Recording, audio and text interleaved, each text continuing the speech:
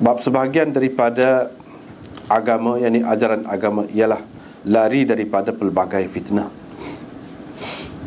Wa bihi qala haddatsana Abdullah bin Maslamah an Malik an Abdurrahman bin Abdullah bin Abdurrahman bin Abi Sa'sa'ah an abihi an Abi Sa'id al-Khudri radhiyallahu anhu annahu qala qala Rasulullah sallallahu alaihi wasallam yushiku an yakuna khayra malil muslim ghanam yatba'u biha sya'f al-jibal wa mawaqi' al-qatr yafirru bidinihi minal fitan.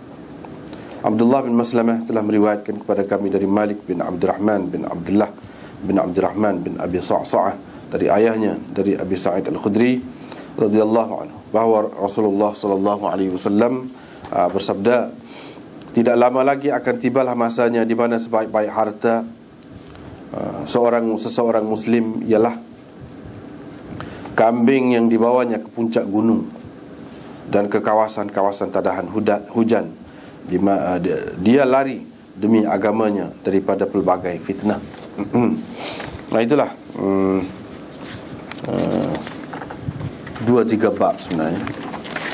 Kita baca sini 2-3 hadis.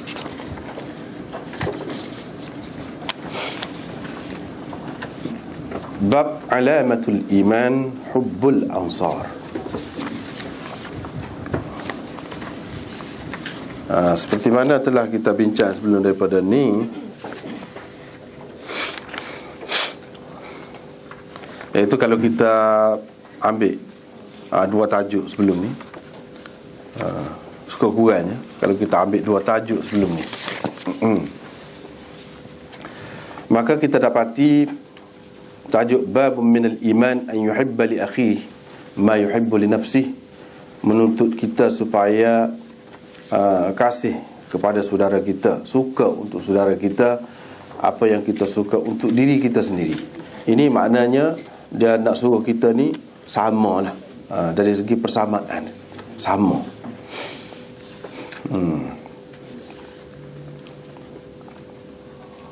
Itu yang dituntut. Yang keduanya bab hubbur Rasul sallallahu alaihi wasallam minal iman. Ini tuntutan lebih tinggi lagi daripada tu. Kita kena kasih kepada Rasulullah lebih daripada kita. Cinta kepada Rasulullah itu adalah tuntutan iman ataupun sebahagian daripada iman. Dia mari hadis, demi Tuhan yang nyawaku berada di tangannya, tidak beriman seseorang dari kamu sehingga aku lebih dikasihinya daripada ayahnya dan anaknya. Artinya yang dikehendaki ialah kita kasih kepada Rasulullah lebih daripada yang lain. Kepada hak lain-lain tu sekurang-kurangnya kita kata sama, hak tu hak naknya. Tapi kepada Rasulullah tak boleh, dia kena lebih lagi. Orang lain pun kalau nak kira hak moleknya tuntutan iman, kalau lebih kasih kepada orang lain kerana agama, itu pun satu keistimewaan juga, yang dituntut juga. Tapi sekurang-kurangnya samalah dengan orang-orang lain. Adapun Rasulullah kena lebih. Artinya kita kena cinta kepada dia tu lebih daripada diri kita sendiri dan orang-orang lain yang ada kaitan dengan kita lah, yang kita kasihi, seperti yang kita telah bincangkan dulu. Hak ni dalam bab ni dia nak ceritakan tentang tanda iman ialah kasihkan Ansar. Jadi bila kita kasihkan kepada Nabi SAW, bukan bermakna kasih kepada dia saja, dia seorang saja, tidak. Bahkan kena kasih kepada orang-orang yang dekat dengan dia, rapat dengan dia, ada kena mengena dengan dia. Hak itulah hak naknya.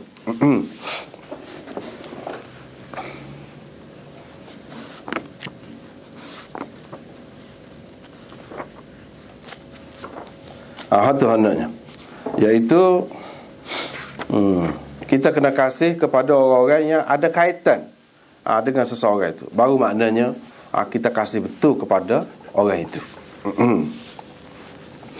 Dan ini ditunjukkan oleh Nabi SAW sendiri.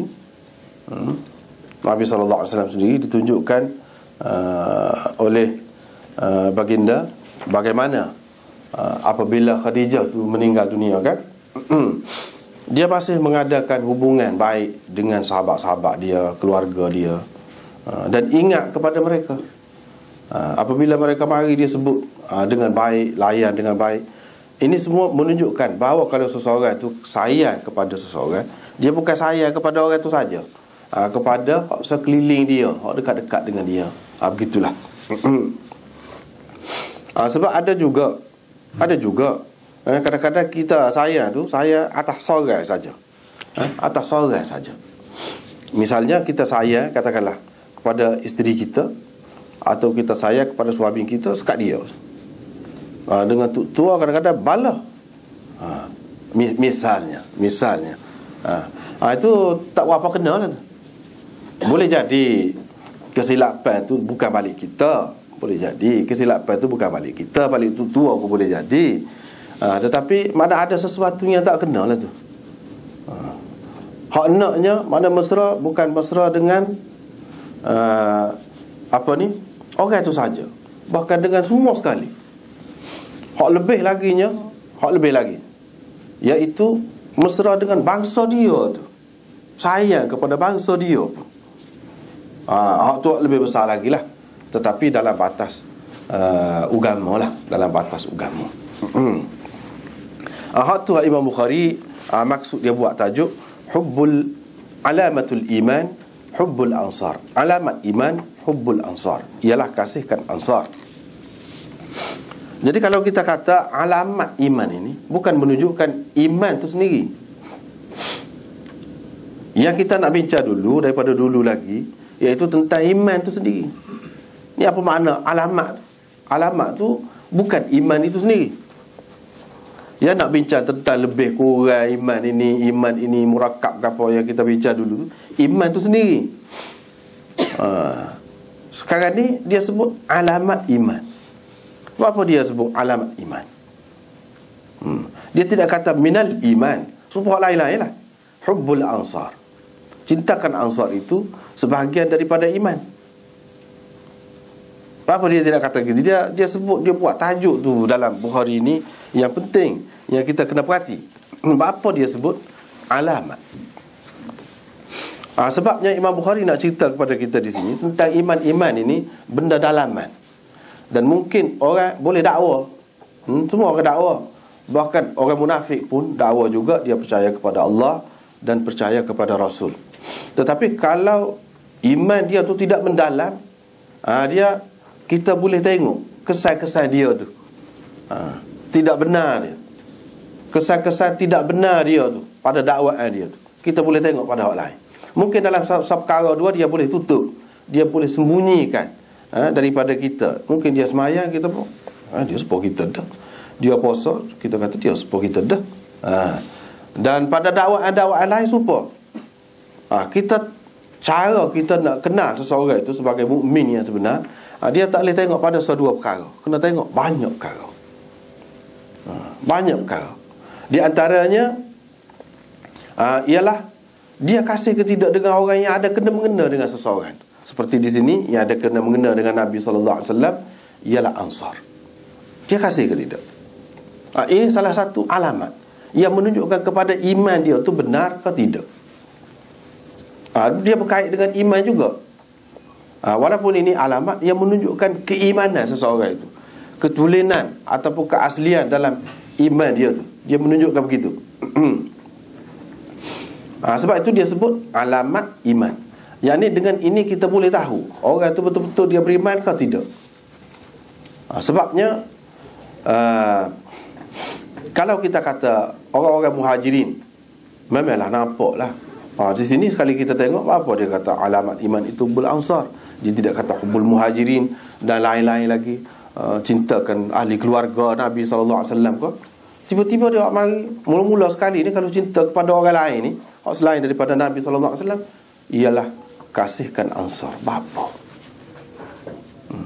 Padahal muhajirin ada, ahli keluarga dia ada. Apa yang sebut ni? Sebab hak ni hak mungkin timbul kemusykilan ataupun kekeliruan ni. Adapun kalau kita kata Ahlul Bait ataupun keluarga Rasulullah sallallahu alaihi wasallam itu tidak pelik. Kalau orang nak sayang kepada dia pun sebab biasalah ahli keluarga. Ahli keluarga kasih sayang tu semula jadilah kita kata. Begitu juga golongan muhajirin. Golongan muhajirin kalau nak kira dari segi zahir dia banyak juga pengorbanan dia, bahkan kalau nak kira lebih tinggi lagi lah. Kerana Nabi SAW itu perbuatan mereka tinggalkan tanah air, tinggalkan harta benda, tinggalkan keluarga, putus hubungan, mari ke Madinah. Tinggi. Jadi kalau orang tak kasih kepada hak lagu tu, tak pernah sabar tu. Tak pernah sabar. Hak tu tidak tinggi lagi. Imam Bukhari ambil dia hak agak payah. Ansar ni orang lain suku sakat, tak ada keluarga. Dia duduk orang negeri lain lah kita kata. Kemudian bangsa lain tu tidak Quraisy lah. Yang dia puak-puak Ansar suku. Duduk di negeri lain. Lepas tu dia tidak kata bersusah payah kena tinggal negeri dia kerana Islam. Tak nampak tu. Dari segi itu semua, meninggalkan harta benda dia. Bahkan mereka tetap mempunyai harta benda di Madinah. Boleh jadi kita berasa terutama orang zaman tu. Dan orang zaman kemudian pun boleh jadi juga. Orang zaman tu dia berasa tidak perlu kasih manalah kepada golongan Ansar ni, sebab peranan dia pun tak ada besar. Tidak, pengorbanan dia tu pun tidak besar. Boleh jadi kita keliru begitu. Dia pula tidak keluarga, dia pula tidak sebangsa. Walaupun dari segi Arab tu sama-sama Arab lah, tapi tidak Quraisy. Tidak mengorbankan harta benda dia dengan arti meninggalkan tempat harta benda dia. Tidak lagu. Jadi kalau kita kata hak munasabah, kalau Ansar ni lah yang terpinggir sikit, asing sikit daripada hak lain-lain, keluarga dia, muhajirin, sebab dia sendiri pun masuk dalam muhajirin dah. Nabi SAW tu keluarga dia pun dalam muhajirin juga. Hak mana-mana pergi tu. Hak yang mungkin terpinggir, orang tak ambil beratnya, iaitu golongan Ansar. Imam Bukhari nak cerita kita beriman kena fikir jauh. Mana kaitan itu kaitan yang walaupun pada pandangan kita jauh, kita kena melarat sampai ke situ, kasih kepada dia. Dan kasih kepada dia tu kita kena mengambil kira ada kaitan dengan perjuangan Rasulullah sallallahu alaihi wasallam. Hak tu yang paling penting. Hak tu yang paling besar. Kalau nak kira perjuangan Ansar dari segitu, maka dialah hak paling besar sekali. Dialah hak paling besar sekali. Sebab golongan muhajirin kalau pergi ke lain pun boleh jadi, boleh juga. Tetapi nak cari orang-orang yang sanggup semua sekali secara kumpulan, satu kumpulan, satu masyarakat yang sanggup mati kerana Islam, membela Rasulullah sallallahu alaihi wasallam, tak ada orang lain, kumpulan lain. Puak-puak Ansar inilah. Puak-puak Ansar ini. Dan mereka kalau kita perhatikan dalam sejarah kan, banyak pengorbanan dia tu. Pengorbanan dia tu banyak, walaupun dia tidak meninggalkan harta benda, tidak meninggalkan keluarga, tetapi pengorbanan dia kepada orang muhajirin sangat banyak. Sehingga boleh kita katakan kalau tak ada orang-orang ataupun golongan seperti Ansar ini, kira-kiranya payah juga nak naik Islam itu. Payah juga nak naik Islam. Dan Nabi SAW padahalnya sahabat-sahabat dia pergi ke Habsyah tu kan, berjumpa dengan Najasyi ke apa. Najasyi sudah Islam. Kalau nak kira nak pergi pindah sana pun boleh. Tapi Nabi SAW tak pilih sana. Allah SWT tak pilih pergi ke sana. Yang dipilihnya pergi ke Madinah. Ini bermakna mereka ini orang yang istimewa, penting dalam sejarah Islam, yang kita tak boleh lupa sama sekali. Tak boleh kita nak kata tak ada kena-mengena dengan Rasulullah, tak perlu kita sayang kepada dia, apalagi kita nak benci kepada dia. Itu tak kena sama sekali. Inilah maksudnya. Ayatul iman hubbul ansar, ayatul nifaq bughdul ansar. Jadi orang-orang munafik, orang-orang munafik ni boleh kata secara kumpulan yang ramai, dia bermula di Madinah. Di Mekah tu ada dah tapi tidak banyak. Tetapi secara kumpulan di Madinah, terdiri daripada orang-orang Yahudi ataupun tidak Yahudi, Arab yang merupakan sekutu kepada puak-puak Ansar ini. Puak-puak Ansar ni. Nabi SAW kata gini, dia nak bagi tahu kepada sahabat-sahabat dia bahawa tanda di sini orang yang beriman sebenarnya lagu mana. Dia senang hati, dia sayang, dia kasih kepada Ansar. Mungkin hak lain dia buat, dia dapat menutup mata kita dengan perbuatan-perbuatan dia yang lain. Tetapi hak ni mesti kita boleh kesan. Salah satu cara kita nak mengesan orang munafik itu ialah dengan kita tengok dia kasih ke tidak kepada orang Ansar. Kalau dia kasih kepada orang Ansar tidak kerana lain sebenarnya, kerana Ansar itu telah membela Rasulullah sallallahu alaihi wasallam, telah memperjuangkan agama. Kerana tu, bukan kerana pribadi Rasulullah secara pribadi, tidak. Kerana tu berarti dia kasih kepada agama. Kalau dia kasih kepada Ansar berarti dia kasih kepada agama, tidak kerana lain. Golongan Ansar ni terima Nabi sallallahu alaihi wasallam melainkan kerana nak menegakkan agama. Sehingga selepas Nabi sallallahu alaihi wasallam berpindah ke sana ni, semua jadi musuh kepada puak-puak Ansar. Mereka, kedudukan mereka betul-betul terancam. Tanda imannya iaitu kasih kepada Ansar. Dan tanda nifak Nabi sallallahu alaihi wasallam nak rayak kepada sahabat-sahabat dia pada masa itu ialah benci kepada Ansar. Sebab makna benci kepada Ansar ialah benci, tak suka Islam ni naik, tak suka Rasulullah sallallahu alaihi wasallam mengembangkan agama dia. Itu maknanya. Sebab tak ada maksud lain Ansar ni. Gitu sekali perjuangan dia. Sehingga kalau orang bencikan kepada dia, berarti benci kepada Rasulullah. Benci kepada Rasulullah adalah kafir lah, tidak Islam. Ni ada kaitan juga tu.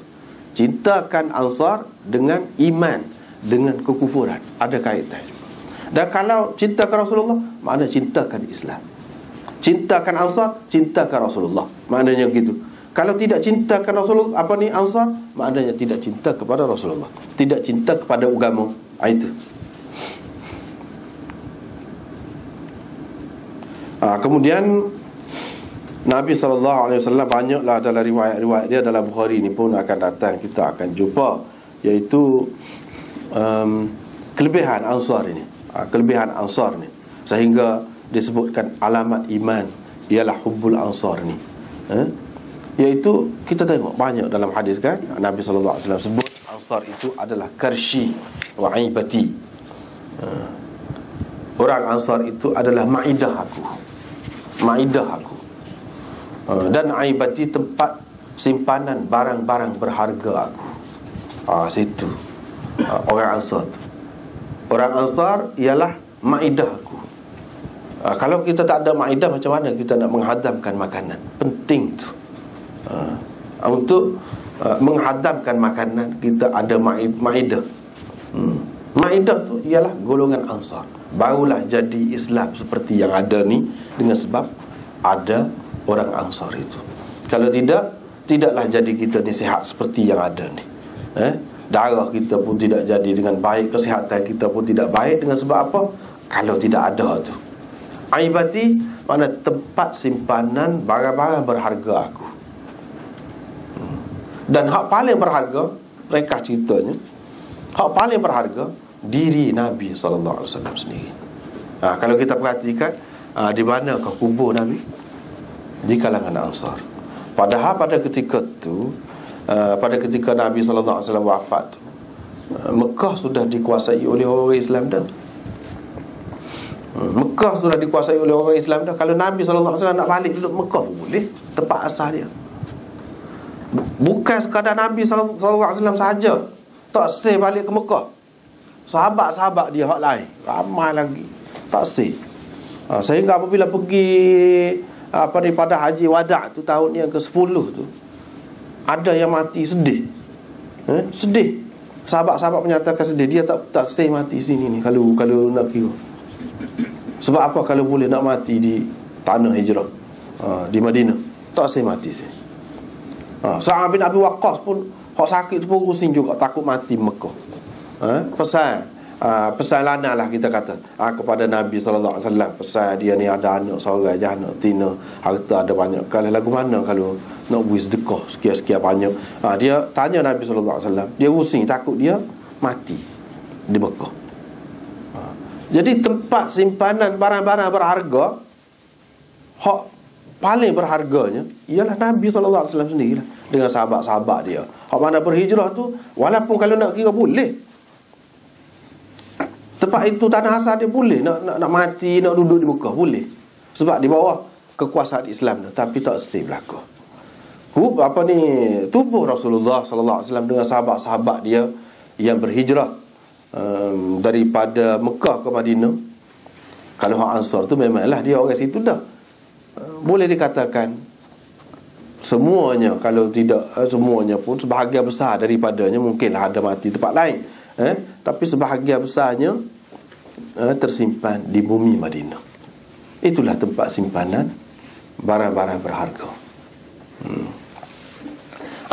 Hubbul Ansar, sehingga Nabi SAW kata, kalau orang lain pergi mengikut jalan lain, lembah lain, orang Ansar ikut jalan lain, aku akan ikut puak-puak Ansar. Aku akan pergi sekali dengan dia, puak-puak dia. Sampai macam tu sekali Nabi SAW kata. Kalau orang lain pergi ikut lain, Ansar pergi ikut lain, aku akan pergi sekali. Dan kalau tidak kerana hijrah lah, ada dalam hadis yang lain pula, laulal hijrah lakuntum ra'an minal ansar. Kalau tidak kerana hijrah, nescaya aku nak jadi aku ni sebagai salah seorang daripada orang Ansar. Itu istimewanya puak-puak Ansar ini. Sampai begitu sekali. Dan Nabi SAW pesan kepada puak-puak dia, jangan berebut kuasa. Kalau kamu berasa ada kelebihanlah kepada orang lain, jangan berasa apa-apa. Kamu kena ingat, aku adalah paling istimewa bagi kamu. Aku adalah pakaian dalam kamu. Orang lain itu sebagai pakaian luar saja. Ansar adalah pakaian dalam Rasulullah. Pakaian syiar orang panggil. Syiar, al-ansaru syiari. Al-ansaru syiari. Syiar itu makna baju hak dalam, hak kena dengan kulit, tidak nampak dari segi luar ni. Dan orang lain adalah dithar, dia sebut pakaian hak luar, mungkin nampak lah. Begitulah juga dia isyarat situ. Isyarat kalau peranan Ansar ini tidak ada selepas kewafatannya, tentu jadi kucak-kacir juga suasana pemerintahan Islam pada masa itu. Tapi golongan Ansar dia tidak berebut. Cuma satu ketika yang peringkat mula-mula tu ada sebutlah, minna amir wa minkum amir. Biar adalah seorang di kalangan kami jadi pemerintah, seorang daripada kamu jadi pemerintah. Di peringkat mula-mula, bila Sayyidina Abu Bakar sebut Nabi SAW pesan dah nak jadi khalifah, nak jadi gapo ni, kena orang Quraisy, mereka pun senyap, dia ni maknanya dia ni peranan dia penting dalam, tapi tidak nampak sebab baju dalam rapat sangat dengan tuai dia tu, dengan tubuh. Hak luar ni nampak, tapi dia tidak kurang penting. Kalaulah hak dalam ni tidak molek, nescaya akan jadi kucak-kacir juga sebenarnya permulaan Islam tu. Kita tengok tidak ada kucak-kacir, berjalan dengan baik, disokong oleh siapa sebenarnya. Jadi Ansar ini dia bukan menyokong Nabi semasa Nabi SAW saja, tidak. Bahkan selepas tu sampai ke zaman Khulafaur Rasyidin, duk sokong semacam. Walaupun mereka tidak ada kedudukan, tidak diberikan apa-apa tempat, dia tahu kelebihan dia ialah Rasulullah. Kelebihan dia. Itu kelebihan Ansar, berbeza daripada yang lain. Sebab itu Nabi SAW kata, orang tanda orang yang beriman ialah kasihkan Ansar. Sebab Ansar ni memang dia tak ada kepentingan gapo-gapo. Semasa Nabi SAW dulu pun tak ada kepentingan, semata-mata untuk Islam. Mati ada orang dia, habis harta ada orang dia. Lepas pada Nabi SAW, zaman Sayyidina Abu Bakar, zaman Sayyidina Umar, dan seterusnya, semuanya lagu tu juga. Dia tak ada kata nak berebut kuasa, tak ada. Itu keistimewaan dia. Orang lagu ni ikhlas sangat untuk agama. Kita kena kasih kepada mereka. Kalau kita tidak kasih, tak ada nampak kepentingan apa-apa, kita benci kepada dia, tandalah tu kita tidak beriman sebenarnya. Situ dia nak pergi. Ayatul iman hubbul ansar, ayatul nifaq bughdul ansar. Ansar ini satu lagi gelaran yang diberikan oleh Nabi SAW Sebelum itu puak-puak dia ni dikenali dengan Banu Qailah. Banu Qailah, puak-puak Ansar ini. Dan puak-puak dia ni asalnya berasal daripada Yaman. Asal. Lepas tu berpindah lah beberapa ratus tahun sebelum tu, pindah pergi ke Madinah. Duduk di Madinah. Dan Madinah pada ketika itu namanya Yathrib, bukan Madinah. Nabi SAW tukar semua nama tempat, nama golongan itu tukar semua. Dan puak-puak dia ni memang duduk di kalangan mana? Madinah tu tempat orang luar pergi. Orang Yahudi pun ada juga, Ansar pun pergi juga. Dia pernah dengar ada juga sikit sebanyak tentang Nabi SAW melalui orang-orang Yahudi. Dan daripada situ mereka menjadi sebagai saksi lah, dari segi orang-orang Yahudi terima Nabi akhir zaman. Mereka jadi saksi. Setelah Nabi SAW muncul, orang Yahudi tak terima pula. Itu soal lain. Sebelum kemunculan Nabi SAW, mereka selalu dengar dah orang-orang Yahudi duduk kata Nabi akhir zaman ni akan mari, Nabi akhir zaman ni akan mari, dan mereka akan minta tolong dengan Nabi tu. Itu mereka selalu dengar, golongan Ansar.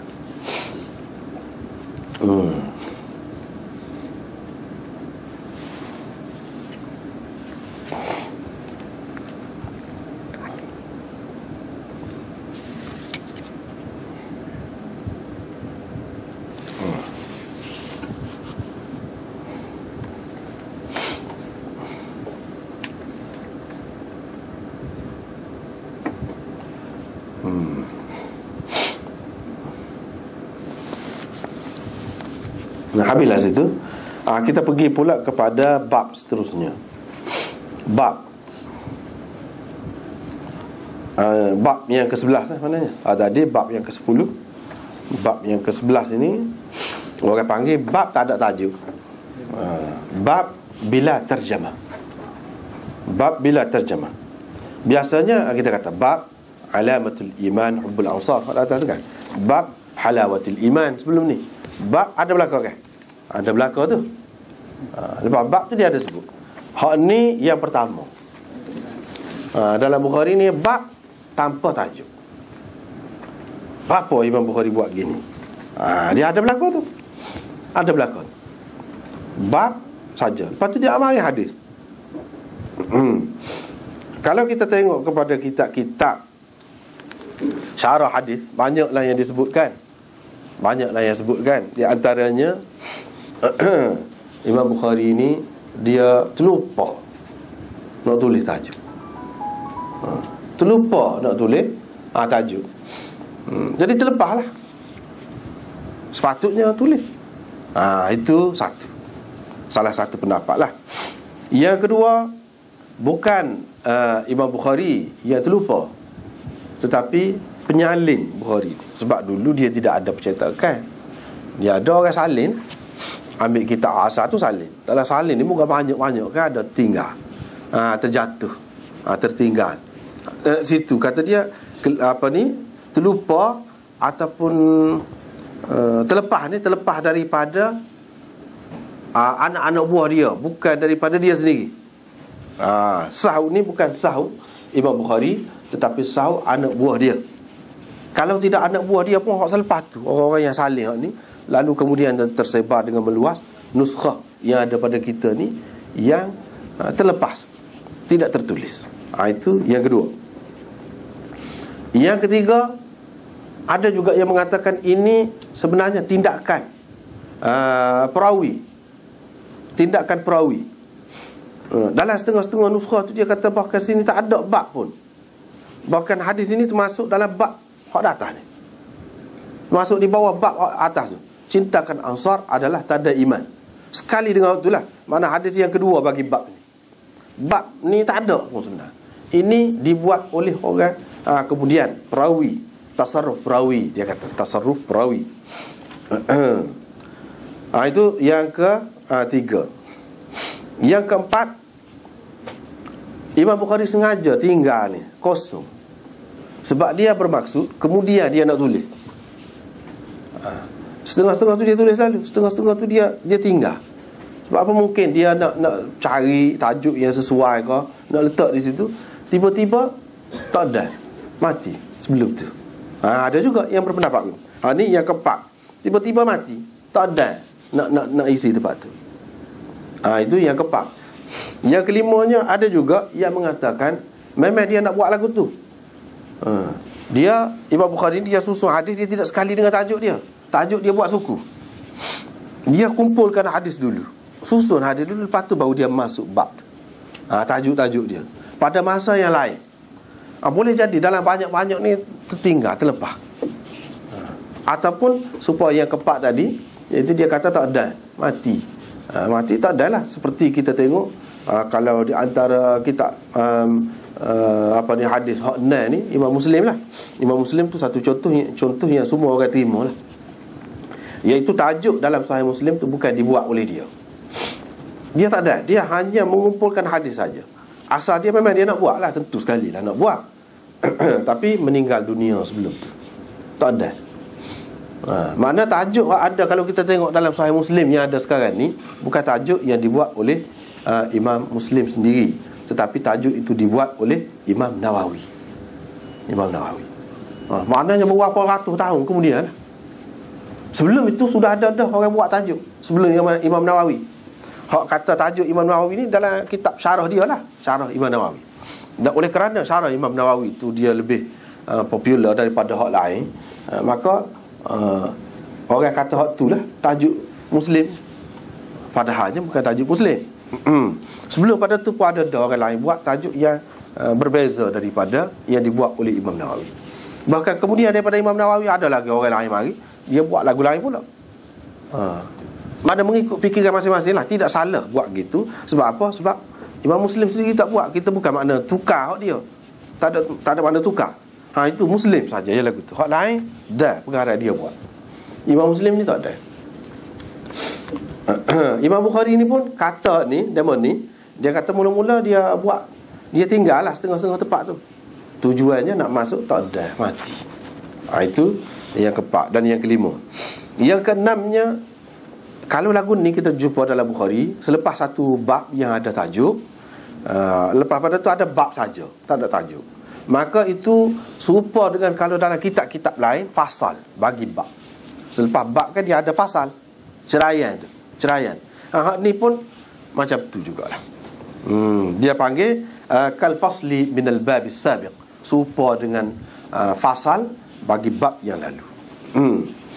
Maknanya apabila kata fasal ini ada kaitan lah hak ni hadis yang disebutkan selepas bab tanpa tajuk ni ada kaitan juga dengan bab sebelumnya, walaupun tidak 100% sama, tetapi ada kaitan, ada kena-mengena juga dengan bab yang lalu.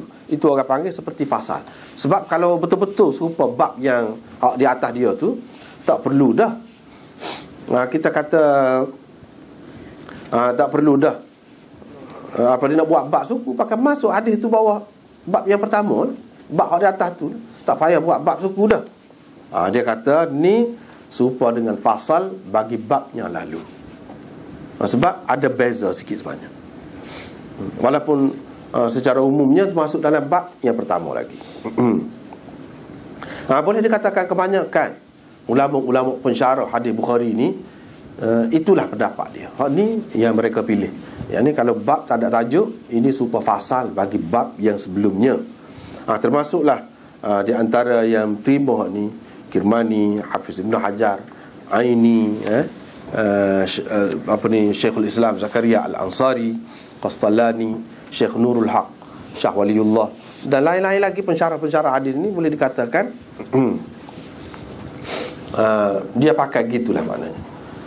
Bahkan Hafiz Ibn Hajar meletakkan dengan makna ni dalam Bukhari ni lebih kurang 40 tempat hak lagu ni.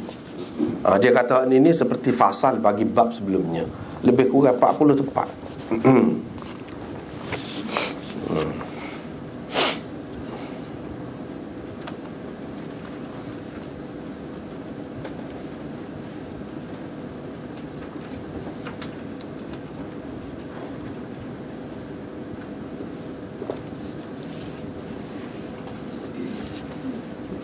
Seterusnya yang ketujuh, ini pendapat Syekhul Hind. Syekhul Hind ini Maulana Mahmudul Hasan, itu Syekhul Hind. Terkenal lah di India tu, ulama hadis besar. Anak-anak murid dia boleh katakan besar-besar tu rata dunia pergi. Termasuklah salah seorang anak murid dia sini. Kalau kita baca dalam sejarah dulu, anak murid dia tu Khurasan. Anak murid dia lah tu, anak murid Syekhul Hind. Bahkan dengan persetujuan Syekhul Hind juga dia mari sebelah alik Asia Tenggara ni. Dengan persetujuan tu guru dia tu jugalah nak mengembangkan ilmu tu. Mari ke sebelah sini. Jadi Syekhul Hind kata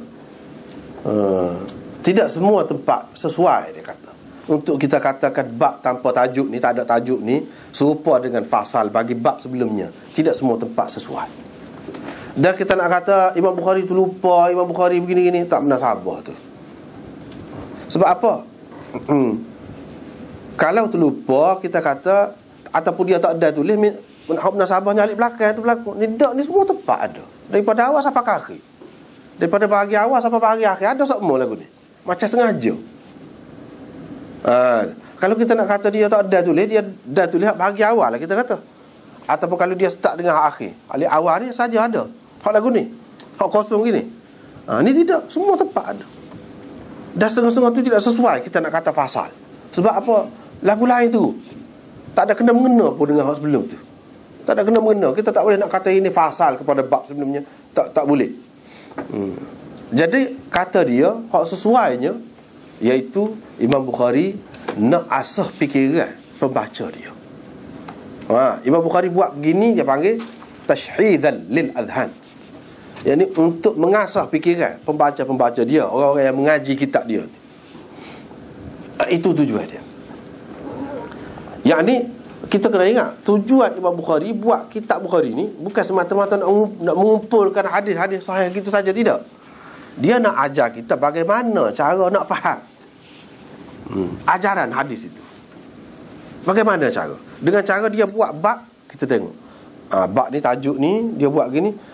Macam mana dia ambil daripada hadis di bawah. Tengok kan sesuai tu, dia buat tajuk tu. Banyak kali kita tengok gitu. Tiba-tiba sampai satu tempat dia tinggal bab saja. Sebenarnya dia nak suruh kita buat sendiri. Tu dia. Dia nak suruh kita buat sendiri tajuk. Kamu fikir sendirilah, banyak kali dah aku buat. Maknanya sebelum pada ni, sesuai dengan hadis ni gini tajuk, sesuai dengan hadis ni gini. Hak ni tak ubah. Cuba kamu ubah sendiri. Lagu mana kamu nak kata? Kalau kamu nak kata macam mana, sesuai apa tajuk ni. Kalau hadis macam ni, sebelah bawah ni, ini berkenaan dengan Ansar juga. Berkenaan dengan Ansar, tapi kalau nak buat tajuk lain, apa tajuk lain? Itu tujuan Imam Bukhari. Jadi tajuk tu kita boleh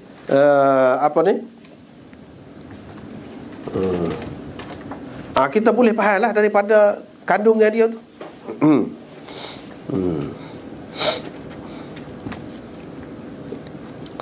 Kita boleh faham daripada isi dia. Misalnya kita kata wala taqtulu auladakum.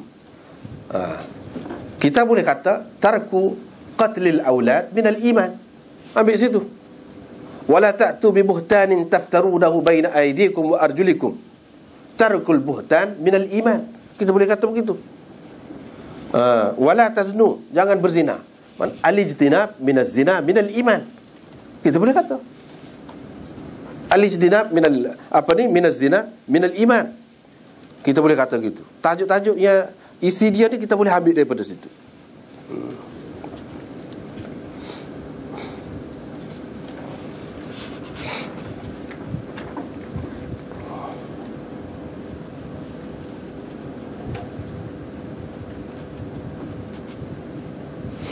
Ataupun al-bai'ah ala tarkil kaba'ir minal iman. Bai'ah untuk meninggalkan dosa-dosa besar adalah termasuk dalam iman. Al-ijtinab anil kaba'ir minal iman. Boleh juga menjauhkan diri daripada dosa-dosa besar yang kita simpulkan daripada hadis di bawah ni. Kita faham daripada keseluruhan isi hadis di bawah ni, kita boleh kata al-ijtinab anil kaba'ir minal iman. Yang ini meninggalkan dosa-dosa besar adalah termasuk dalam iman. Boleh kita kata gitu. Dia nak tengok kita buat sendiri. Itu kata Syekhul Hind. Bukan dia terlupa, tak. Sebab apa kalau kita nak kata dia tak dan bubur, dia terlupa? Imam Bukhari mengajar pula. Dia lepas tulis ni, dia dah mengajar kitab ni. Selama mana? Banyak tahun dia dah mengajar. Dan ada murid dia sampai 90,000 orang. Takkan kita kata dalam masa tu dia tak ada? Dia tak jumpa hak ni tempat hak kita kata dia tertinggal itu ataupun dia terlupa tu. Tak berdasar apa. Bahkan hak sesuai dengan dianya ialah dia sengaja buat lagu tu. Dia sengaja. Dan dia buat gini untuk nak melatih kita, orang-orang yang belajar Sahih Bukhari ni, melatih orang yang belajar Sahih Bukhari supaya pandai membuat kesimpulan ataupun menarik kesimpulan daripada hadis yang ada di hadapan kita. Jangan kita baca hadis tu kita baca gitu saja. Kalau dia nak. Sebab cara dia yang diajar dalam Bukhari ni, satu hadis kadang-kadang sampai 20 tajuk lain. Hadis boleh jadi berulang. Sebab tu kita tengok dalam Bukhari banyak hadis betul lah ya.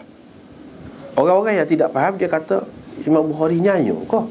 Ni waktu biar hadis tu lah ni tak bagi hadis lain. Sedangkan maksud dia tidak nak hadis tu. Maksud dia ialah apa yang dapat kita faham daripada hadis itu. Nak cerita je Nabi SAW cakap ni, percakapan dia walaupun ringkas, kita boleh buat panduan dalam semua segi. Dalam bab ni pun boleh guna juga hadis. Bab ni pun boleh guna juga hadis tu. Dalam bab lain boleh guna juga hadis. Dalam bab lain pula boleh guna juga hadis. Hadis yang sama. Cuma kita kena pandai ambil lah. Kita kena pandai ambil.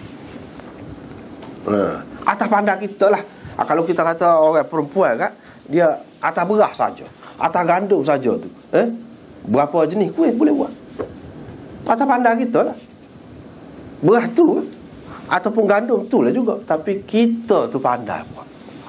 Kita buat tepung pelita lah, tepung goni lah, tepung goni, macam-macam lain-lain je.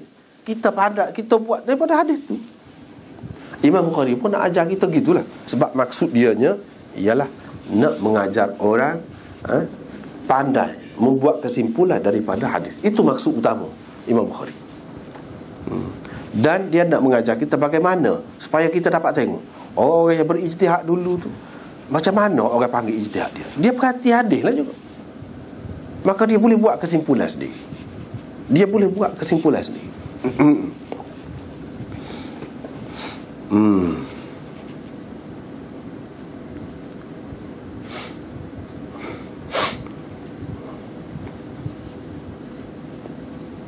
Seterusnya yang ke-8, Imam Bukhari buat mari bab ni, tujuan dia dengan maksud istidrak. Apa makna istidrak tu? Jadi hak sebelum pada ni nampak minal iman hubbul alamatul iman dan lain-lain lagi kan. Semua ini menunjukkan bahawa amalan-amalan ini adalah sebahagian daripada iman.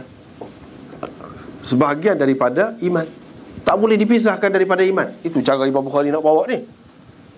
Seperti yang sebelum pada ni kan kita sudah bicara, berbeza dengan Imam Abu Hanifah. Dia kata iman itu ya. Iman itu maknanya basit, tidak murakab. Imam Bukhari kata tak, iman itu bukan percaya saja, bukan membenarkan saja, tapi buat juga, amal juga. Kalau kita tengok dalam lepas-lepas, amal itu sampai kepada amal zahir dan amal hati. Amal hati ni termasuklah bab ni, iaitu kasih. Kasih ni amal juga, tapi tak nampak perbuatan ni zahir. Perbuatan zahir ni adalah kesan dia ataupun alamat dia. Yang berlakunya kasih itu dalam hati.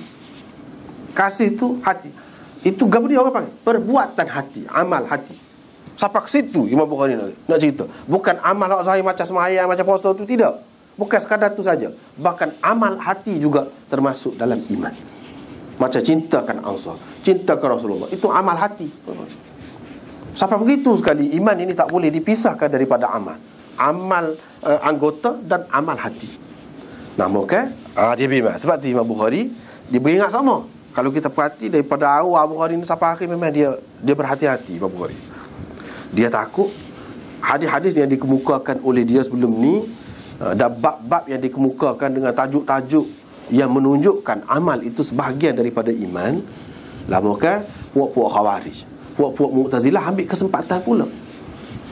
Sebab mereka tu kata memanglah amal itu sebahagian daripada iman, tak boleh dipisahkan. Kan dulu kita sudah bincang dah, amal tu sebahagian daripada iman, satu juzuk daripada iman. Juzuk apa? Juzuk apa? Juzuk muqawwim ke ataupun juzuk mukammil? Dulu kan kita sudah bincang dah. Jadi puak-puak ni, puak-puak Khawarij dengan Mu'tazilah ni, amal ini juzuk muqawwim. Mana kalau tak ada amal, tak ada iman. Begitu. Kalau tak sembahyang jadi kafir. Siapa tahu tu? Kalau tak sembahyang jadi kafir, kekal dalam neraka. Dia sebab tak boleh pisah. Hak buat Murji'ah tu dia tak ada amal pun tak apa. Imam Bukhari duduk tekan hak tu. Tekan hak tu. Lama kan hak dia naik pula. Dia takut. Itu juga dia mari hak ni, dia nak imbangkan hak sebelum ni. Iaitu kalau puak-puak Khawarij dan Mu'tazilah dan orang-orang yang sependapat dengan dia mengatakan amal ini sebahagian yang tidak boleh dipisahkan daripada iman. Mana kalau tak ada amal, tak ada iman. Siapa kalau setara tu, itu tak betul. Sebab apa? Dalam hadis ni, kita kena tengok, dalam hadis ni kan akhir tu, kalau kita perhati,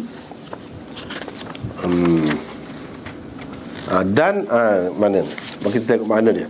Sebaliknya, sesiapa yang melanggar mana-mana janji tersebut, kemudian Allah menyembunyikannya, pada muka surat 22 tu, terserahlah kepada Allah kedudukannya, sama ada dia akan mengampunkannya atau menyiksanya. Terserah kepada Allah. Mana-mana orang. Sebaliknya, sesiapa yang melanggar mana-mana janji yang tersebut, janji yang tersebut tadi, bai'ah tadi, tak saya bunuh anak, tak saya berzina, macam-macam lagi kan. Itu disebut. Sesiapa yang langgar tu, dia buat. Maknanya dia buat, katakanlah dia buat tu. Lepas pada tu Allah Subhanahu Wa Taala tutupkan, sembunyikan apa yang dilakukannya itu. Katakanlah dia berzina, dia buat senyap, orang tak tahu. Orang tak tahu. Keadaan orang ini terserah kepada Allah. Kalau Allah SWT nak ampunkan, dia boleh ampunkan. Kalau dia nak seksanya, dia akan seksanya. Orang itu dia akhirat besok. Di akhirat besok. Ini tujuan Imam Bukhari buat panggil ni maksud dia je. Bab ni. Dia panggil bab ni untuk nak jaga semula. Nak cover bab-bab yang lalu tu. Iaitu puak-puak Khawarij, dia kata kalau zina jadi kafir. Orang yang melakukan dosa besar jadi kafir. Sebahagian daripada Mu'tazilah pun faham lagu tu juga. Dan begitu juga dengan maksiat-maksiat yang lain. Allah SWT tak mungkin ampunkan dia. Bahkan dia kekal dalam neraka. Ini sedangkan dalam hadis ni dia sebut sesiapa yang buat gitu Allah SWT tutup, boleh jadi Allah SWT mengampunkannya walaupun dosa besar, walaupun dia tidak menerima hukuman dalam dunia, boleh jadi Allah SWT mengampunkannya. Artinya hak kata amal-amal ini bukanlah sebagai satu juzuk yang tak boleh dipisahkan, dengan arti kalaulah terpisah daripada amalan itu maka tak ada iman. Tidak gitu. Allah SWT nak ampunkannya, orang itu ada iman lagi lah. Kalau orang itu tak ada iman, dia kafir dah. Innallaha la yaghfiru an yushraka bihi. Allah SWT tak ampun dah tu. Hak selain daripada tu dia ampun. Maknanya perbuatan tadi, maksiat tadi tidak sampai ke peringkat menggugurkan ataupun menghilangkan iman seseorang itu. Jadi bab ni dia ada kaitan dengan hak sebelumnya. Ada kaitan dengan hak sebelumnya.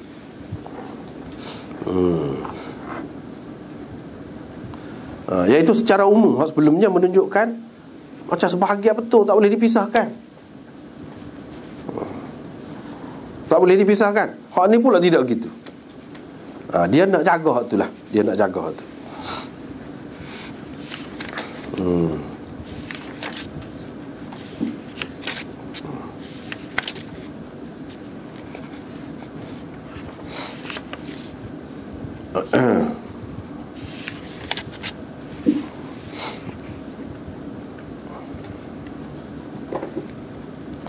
Lepas pada tu dia mari bab ni. Di bawah bab ni ada hadis daripada Ubadah bin As-Samit. Yang ambil hadis ni daripada dianya, namanya perawinya Abu Idris Aidullah bin Abdullah. Dia riwayatkan, dia kata Ubadah bin As-Samit ini ikut serta dalam peperangan Badar. Wa huwa ahadun nuqaba lailatal aqabah. Dua. Dia sebut dua keistimewaan Ubadah bin As-Samit itu.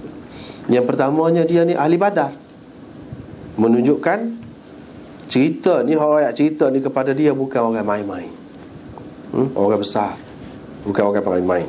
Ahli Badar ini dalam Quran pun sebut, dalam hadis-hadis pun sebut, adalah di antara orang-orang yang diredai oleh Allah SWT. Dan kalau ada salah silap dia pun Allah SWT ampunkan. Setara itu kedudukan ahli Badar ini. Sehingga Allah SWT kata i'malu ma syi'tum fa inni qad ghafartu lakum. Kamu buatlah apa saja kalau kamu mahu, aku telah ampunkan kamu.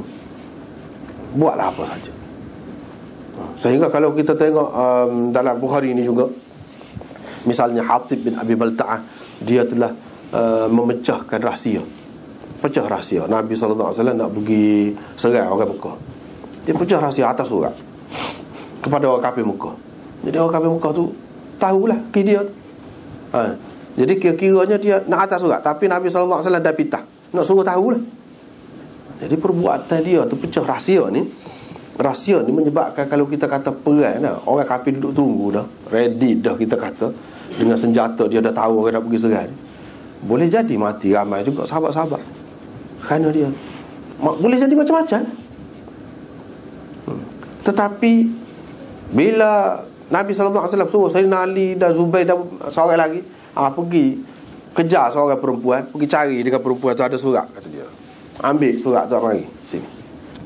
Tempat ni dia sebut di Raudah Khakh namanya. Raudah Khakh. Kamu pergi sampai situ. Pergilah depan ni, pergi berkuda 2-3 orang. Pergi. Tanya dia, kata tak ada surat apa-apa. Sehingga Sayyidina Ali akhirnya begini. Pupuk dia pun kata, tak ada ni, kita cari tak ada ni.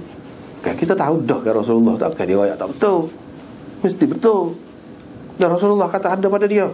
Akhir sekali Sayyidina Ali pun kata gini, kalau tak bui, aku telanjangkan kamu. Aku akan cari ke mana-mana pun. Bila dah ugut gitu tu, barulah waktu duduk sini dekat pinggan dia, dekat pinggan ni kain dia kan, dia kilas itu. Tubiklah surat tu. Surat tu Nabi SAW tak suruh baca, suruh ambil saja. Ambil mari. Dia mari, dia tak baca pun, dia pun tak baca. Mari pergi pada Rasulullah, buka. Apa ni? Hatib mau buat kejayaan ni lagu ni. Kejutlah. Sayyidina Umar apa kata? Hei, dia ni munafik ni. Biar aku pacung lah, kata dia. Dia ni jadi dua kali Sayyidina Umar minta dengan Nabi SAW nak pacung. Nabi SAW kata tak boleh. Mu tak tahu ke dia ni ahli Badar? Situ dalam Bukhari ni pun ada. Mu tak tahu ke dia ni ahli Badar? Ahli Badar ni kan Allah SWT kata dah, tentu Allah SWT tahu lah. Tahu dah lah tentang puak-puak ni sehingga dia kata i'malu ma syi'tum fa inni qad ghafartu lakum. Kamu buatlah apa saja pun, aku ampunkan untuk kamu. Setara tu kelebihan pokok badan. Mana dosa besar tu kalau boleh bunuh lah tu. Pecah rahsia kerajaan negara ni, boleh bunuh hukum Islam. Sebab tu Sayyidina Umar nak bunuh tu, dia pun tahu daripada Nabi SAW juga boleh bunuh tu. Sebab tu dia kata gitu. Kalau tidak, takkanlah dia nak kata mendahului Nabi. Tapi Nabi SAW tak bagi. Cuma boleh tahulah rahsia tu. Sini menunjukkan mukjizat tu, pelik tu berlaku. Kalau kira macam mana Nabi SAW tahu. Tepat pula tu, pergi tu siapa situ. Dan perempuan tu, situlah tempat tadi. Lepas tu memang ada sungguh surat. Lepas tu apa? Betul, Hatib kata memang saya tulis. Tapi saya tidak kerana bencikan agama ke apa, tak ada ke apa, kata dia. Saya tetap cintakan Islam, Rasulullah cintakan Allah, tak ada apa kafir. Cumanya saya nak berbudi kepada orang kafir bukan. Dia kata gitu. Sebab orang-orang Islam lain ada anak beranak dia sana. Muhajirin lain ada anak beranak dia. Anak beranak dia tu orang-orang yang berpengaruh juga dalam masyarakat. Jadi mereka tak akan apa-apakan keluarga dia. Saya tak ada. Jadi boleh jadi puak-puak dia akan hinakan keluarga saya duduk sana. Jadi tak ada. Saya nak buat budi gitu. Nabi SAW pun kata betul tu, dia kata. Dia kata betul. Betul dia kata. Sayyidina Umar nak bunuh, dia tak tahu. Sayyidina Umar pun jerit. Dia kata Allah dan Rasulullah yang lebih tahu kalau lagu tu. Dia tak tahu. Ni ayatnya kelebihan ahli Badar. Sebab apa tidak dibunuh dia? Sebabnya dia ahli Badar. Ubadah bin As-Samit ini pun salah seorang ahli Badar. Sebab itu penting perawi dia sebut ahli Badar. Dia ni ahli Badar, mana orang penting. Lepas tu kita kata dah, apa ya dia pecah rahsia lagu tu. Pula sahabat lagu mana lagu tu, mendedahkan sahabat-sahabat lain kepada bahaya. Mungkin kita kata gitu kan. Dia pun sahabat juga, dia orang besar. Dia tahu dah sebelum pada tu Nabi SAW mimpi, dan Allah SWT dalam Quran pun sebut dah. Laqad sadaqallahu rasulahu ru'ya bil haqq la tadkhulunna al masjidal haram. Allah SWT membenarkan mimpi Rasulnya, kamu akan masuk ke Masjidil Haram aminin, dalam keadaan aman. Saya kata dalam keadaan aman. Dia yakin kepada firman Allah SWT. Kalau dia buat lagu mana-mana pun dah Tuhan kata masuk ke Mekah dengan aman, tak akan jadi apa-apa. Tu cara sahabat. Cara sahabat. Sekali kita tengok macam teruk, benarlah dia. Tak fikir orang lain, fikir dia saja. Dia ada cara dia tu. Dia tahu dah ayat Quran tu. Allah SWT kata dengan aman. Apabila masuk Mekah, tak nak masuk Mekah. Hak ni kali ni nak masuk Mekah je, tahun yang ke-8 tu. Sebelum pada tu dah tahun yang ke-6 tu tak boleh masuk. Orang kafir larang. Lepas pada tu lah mimpi. Sayyidina Umar duduk itu dah tekan dah dengan sahabat-sahabat, apa ya kata nak pergi, lepas tu tak jadi pula ni. Dia duduk itu dah. Cuma tak jadi lah pada tahun yang ke-6. Tahun yang ke-7 boleh pergi Umratul Qadha. Umrah Qadha hak tahun yang ke-6 tak jadi tu. Barulah orang kafir benarkan pergi.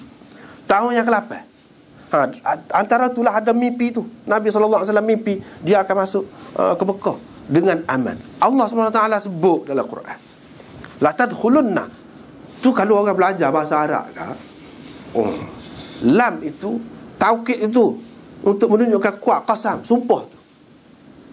Lam pasti, nun lagi, nun taukid lagi ada di belakang tu, menunjukkan kuat tu, pasti, kuat mana-mana pun kamu akan masuk ke Mekah dengan aman. Bila lagi ada itu tahun yang ke-8 tu lah nak masuk. Sebelum pada tu tak ada, 2 kali ya. Dia yakin waktu. Dia kalau dia ambil kesempatan pun tak apa. Dah muka Tuhan jamin dah. Dia buat gitu tu. Tapi dia tak ayak lah. Nabi SAW faham. Sekadar hak dia tu dimaafkan. Setara tu ahli Badar ni. Lepas pada tu sebab itulah sampai zaman kemudian, pemerintah yang kemudian pun tetap jaga kedudukan ahli Badar, diberi keistimewaan kepada mereka. Ada mereka mendapat habuan tahunan daripada pihak pemerintah, dan mereka menjadi senilainya buat ahli Badar. Semua sahabat-sahabat jaga ahli Badar, tahu mereka adalah orang yang istimewa. Satu lebih dianya, wa huwa ahadun nuqaba lailatul aqabah. Dia ni pula salah seorang naqib pada malam Aqabah tu. Salah seorang wakil ketua pada malam Aqabah yang berjanji berbai'ah dengan Nabi SAW untuk hidup dan mati kerana Islam, untuk membela Rasulullah SAW sampai ke titisan darah yang terakhir lah kita kata. Dia salah seorang Ubadah ni, salah seorang daripadanya. Jadi maknanya orang yang penting ni. Malam Aqabah ni ketika Nabi SAW belum pergi hijrah lagi. Janji dah kan, kalau kita belajar sirah ke apa, jumpa lah tu waktu tu. Sebelum pergi ke Madinah, orang lain tak saya terima belakang. Tak saya terima. Nabi SAW tak sambut baik. Nabi SAW pada ketika musim haji kumpulkan puak-puak ni. Mula-mula 9 orang. Lepas pada tu 12 orang. Lepas pada tu 72 orang. Jadi hak ni boleh jadi hak yang kedua, bai'ah Aqabah yang kedua ataupun yang ketiga. Hak ni Ubadah yang masuk sekali. Yang masuk sekali dalam bai'ah. Dia ni naqib pula tu. Jadi hak mula-mula tu 9 orang. Lepas tu janji pula tahun depan. Janji pula. Qamah. Itu ceritanya. Hak tu dalam sirah lah. Nak ceritanya di sini, orang yang ikut serta dalam bai'ah Aqabah ni adalah orang yang istimewa juga. 2 keistimewaan dia ni. 2 keistimewaan dia. Di kalangan sahabat dulu dia tak ada seperti kita kata ni gelar-gelaran yang diberikan oleh kerajaan kepada orang-orang yang berjasa, orang-orang yang banyak sumbangan dia kepada tanah air. Dia builah gelaran kau tu, gelaran kau ni kita kata. Tak ada pada masa tu. Pada masa tu adanya tu dia ahli Badar, dia ahli Bai'ah Aqabah, dia ahli Uhud. Tu disebut itu tu kelebihan dia. Sebelum nama dia tu disebut gitu. Ketika perlulah. Ketika tidak perlu tak sebut. Macam sini disebut. Nak cerita apa? Bahawa yang disebutkan ini penting daripada orang yang sangat-sangat dipercayai. Kalau sahabat-sahabat lain pun kita terima dah. Hak tidak ahli Badar, hak tidak ahli Bai'ah Aqabah ni, apatah lagi hak ada dua ni. Lebih-lebih lagi lah. Maknanya kita kena senang hati, puas hati terima riwayat dia ni.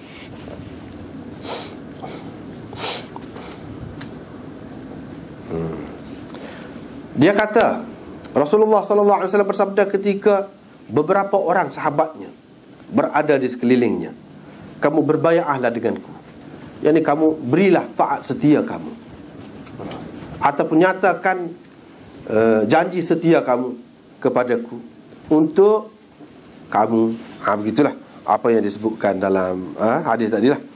Jangan syirik. Sama-sama kalau kita tengok pesanan Nabi SAW, supaya juga dalam Quran dia tekan syirik sama dulu. Hak tu kena jauh, kena jaga. Maknanya syirik dia satu perkara yang sangat besar. Lah, kalau ada hak tu tak jadi kau satu lah hak lain. Ada hak tu sekarang buat kebajikan setara mana pun tak ada apa. Ada hak tu.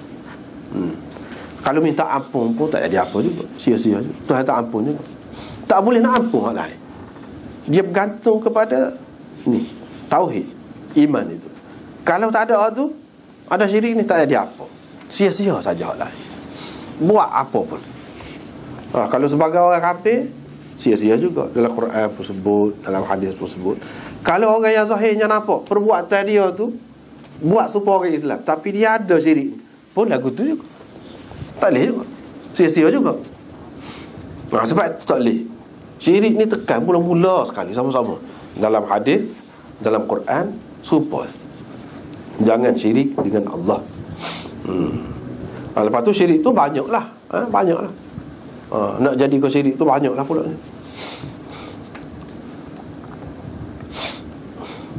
Wala tasriqu, jangan mencuri, jangan berzina, jangan membunuh anak-anak kamu.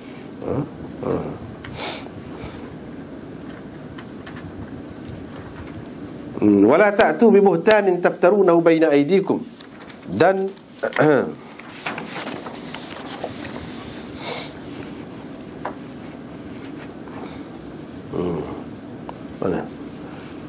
tidak akan membunuh anak-anak kamu, tidak akan mengada-ngadakan sesuatu secara dusta dengan penuh kesedaran. Itu salah satu makna dia lah. Salah satu makna dia. Dalam menguraikan hadis ini, banyaklah pensyarah-pensyarah hadis bagi makna lain lagi. Apa maknanya? Kita mengada-ngadakan sesuatu secara dusta dengan penuh kesedaran. Kita tahu benda ni tak betul, kita buat juga. Kita tahu benda ni salah, kita buat juga. Itu dosa besar. Tak boleh. Dalam apa bentuk sekalipun.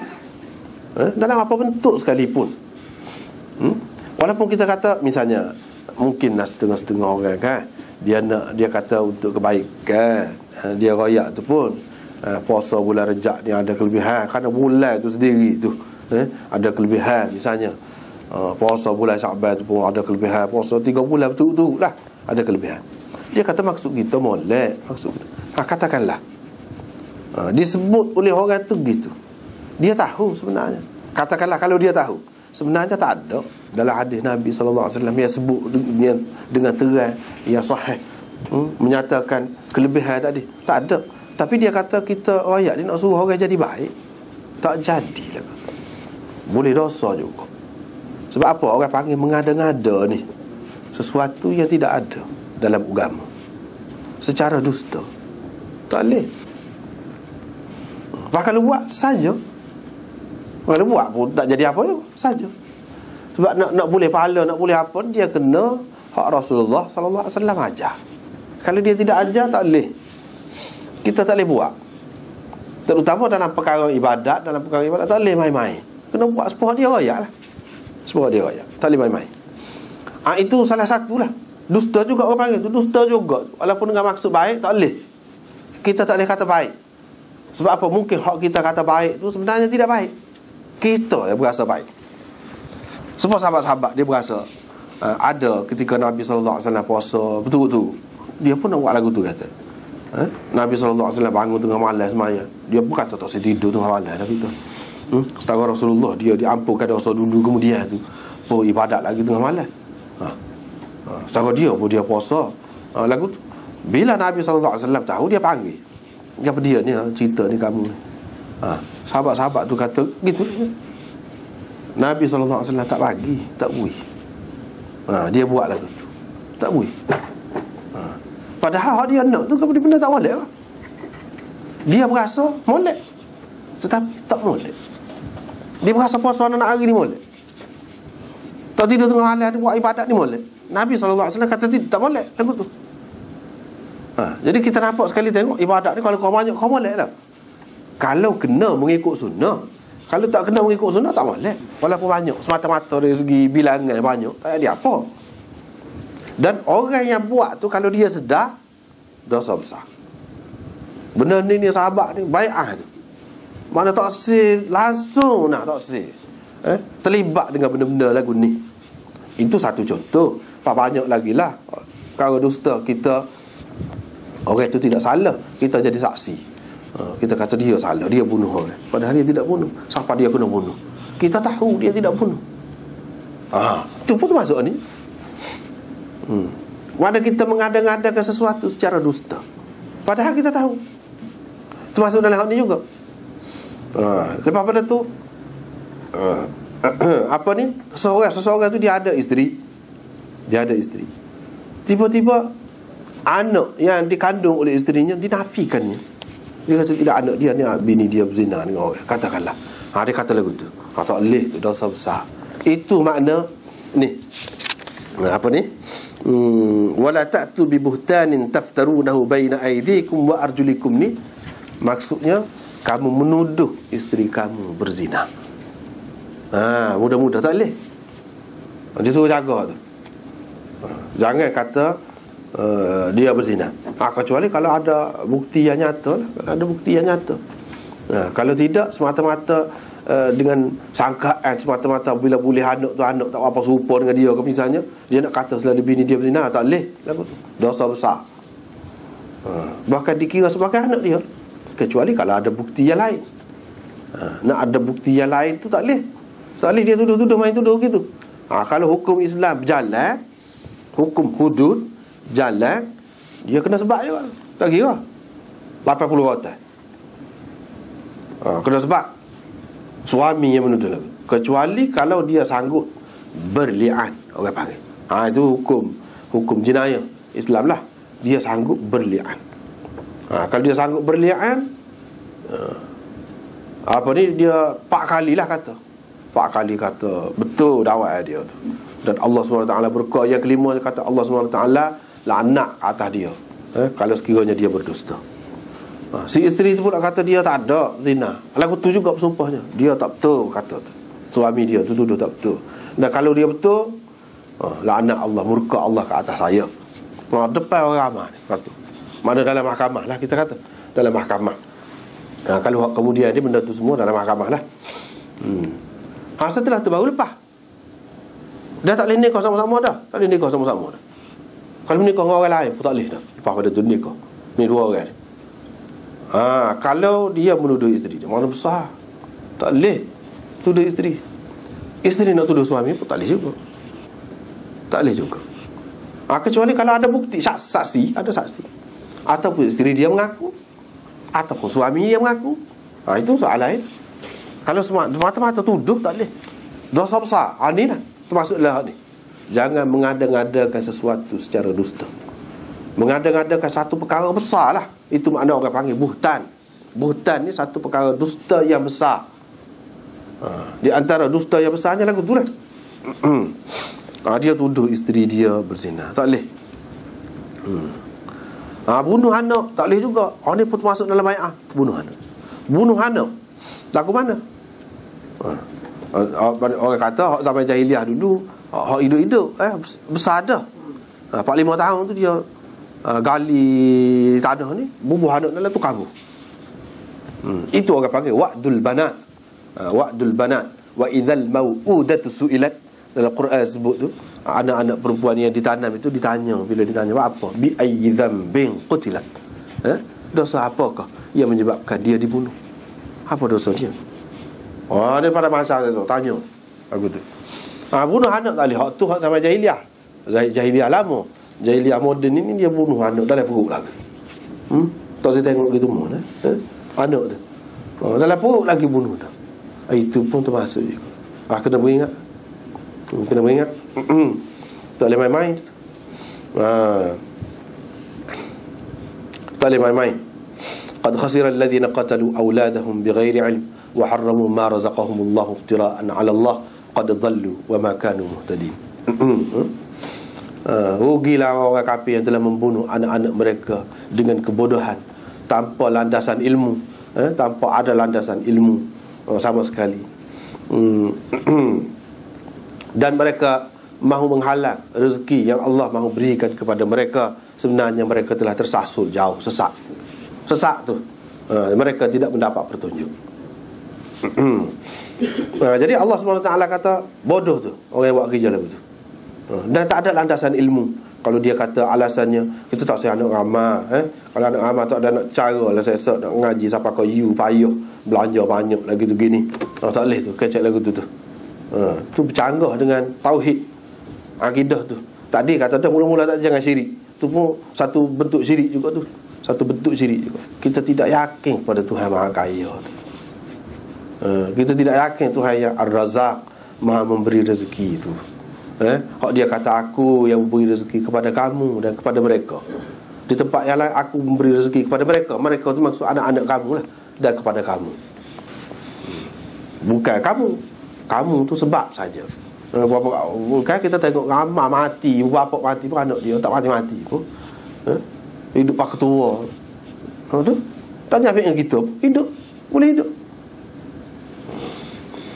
Lepas tu kita yang mana-mana tu, mula-mula ni kita nak suka-suka lah dulu masa muda-muda ni, nak pergi jalan sana sini payah ada anak duk berekal dengan anak ada juga kata lagu tu. Kita tidak tahu kalau kita dapat anak pada masa tu, boleh jadi Tuhan nak beri hak istimewa sangat kepada kita. Kita tahu. Dan kita sekat pada masa tu, hak kemudian tu boleh tidak istimewa. Seperti dia tahu waktu. Sebab itulah dalam Quran dia sebut rezeki. Nak halal rezeki Allah SWT nak beri. Cara rezeki ni lagu mana? Cara rezeki Nabi SAW ajar kita kalau makan jangan tinggal sebutir pun. Sebab kita tak tahu berkat rezeki tu duduk mana. Hak butir terakhir tu kau duduk mula-mula. Kita tak tahu. Jangan mana-mana. Kemudian ni tak perlulah. Kita tak tahu. Kadang-kadang sebab tu kita tengok kan dalam dunia ada kalanya hak lebih tu hak palsu. Ada kalanya hak lebih tu hak sulung. Ada kalanya hak lebih tu tengah. Mana kita tahu.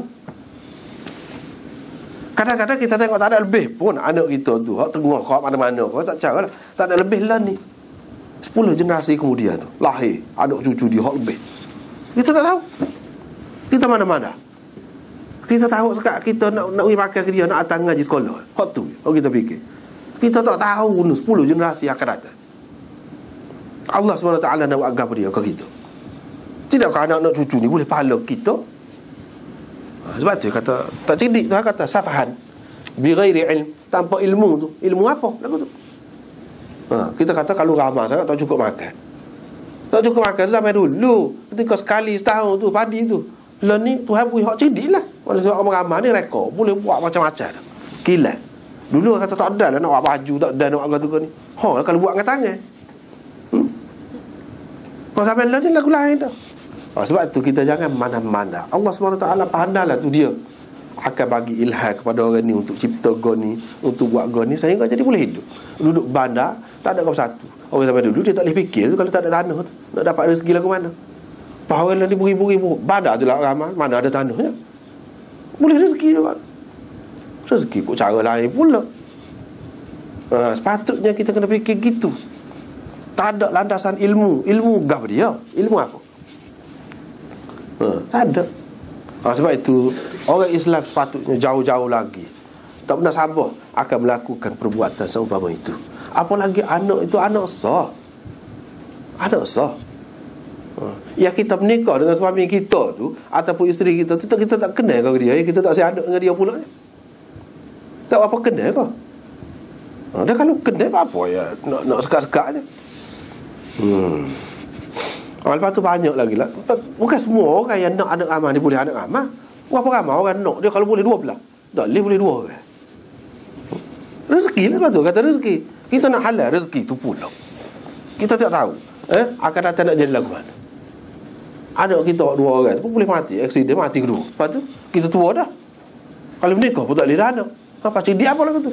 Tidakkah betul Tuhan kata safahan bodoh? Itulah. Jangan bunuh anak. Hak tu pembunuhan anak zaman moden, jahiliah moden.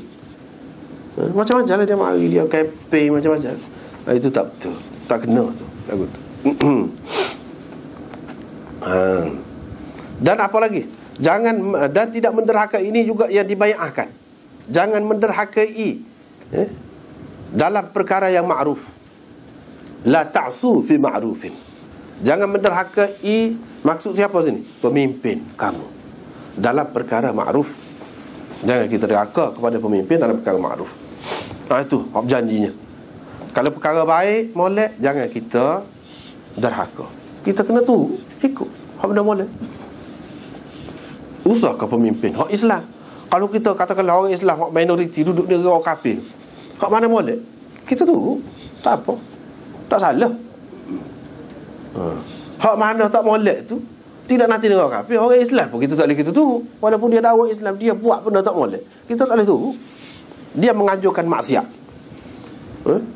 kita tak boleh pergi, bahkan kita kena bantah. Jadi tidak derhaka ni dalam perkara makruf. Jangan perkara maksiat. Bukan kata bila kita terima seseorang itu sebagai pemimpin, mana segala-gala arahan dia, perintah dia tu kita kena tunggu. Tidak lagu tu. Tidak lagu tu dalam perkara makruf, dalam perkara yang baik.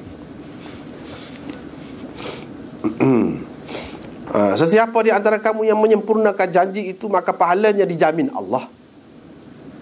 Siapa yang jaga molek hak dia berjanji tadi, pahalanya dijamin Allah. Jadi sahabat-sahabat ni, dia bai'ah ni, dia bukan sekali. Ada kalanya bai'ah ramah, ada kalanya mari 2-3 orang yang bai'ah. Nak bai'ah atas amalan, nak jaga, nak taat. Bai'ah untuk taat kepada Allah SWT. Bai'ah untuk satu-satu perkara. Dia jaga. Dah hak tu dia jaga benar lah tu. Seolah-olahnya kira-kiranya hak tu itulah yang akan menjadi modal dia, bekal dia untuk keselamatan di akhirat.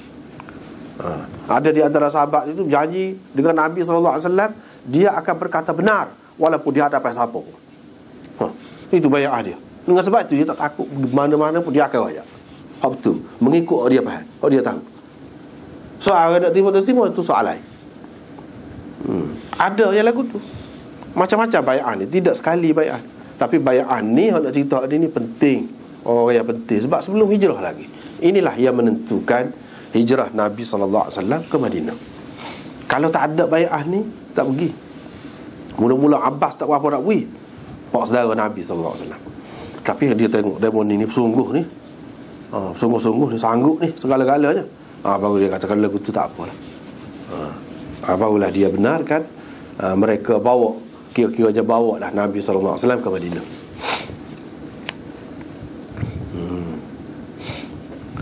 Dan pahalanya dijamin Allah. Fa ajruhu 'ala Allah. Faman wafa minkum fa ajruhu 'ala Allah. Pahalanya dijamin Allah. Ala ni dia kalau dalam bahasa Arab dia makna mesti. Mesti, wajib. Tetapi mengikut kita Ahlussunnah wal Jamaah, tidak ada sesuatu yang wajib atas Allah Subhanahu Wa Taala. Dia mesti kena buat. Kalau dia tidak buat gini. Tak ada mesti lagu tu. Yang adanya, sebab itu kita terjemah mana? Maka pahalanya dijamin Allah. Fa ajruhu 'ala Allah. Pahalanya bukan wajib diberikan oleh Allah. Mesti Allah SWT bagi. Dengan arti tak mungkin Allah SWT dia tak bagi. Tak boleh diterima akal. Kita kena percaya, yakin bahawa Allah SWT mesti bagi. Tidak lagu tu. Hak ni dijanji oleh Allah, dijamin oleh Allah.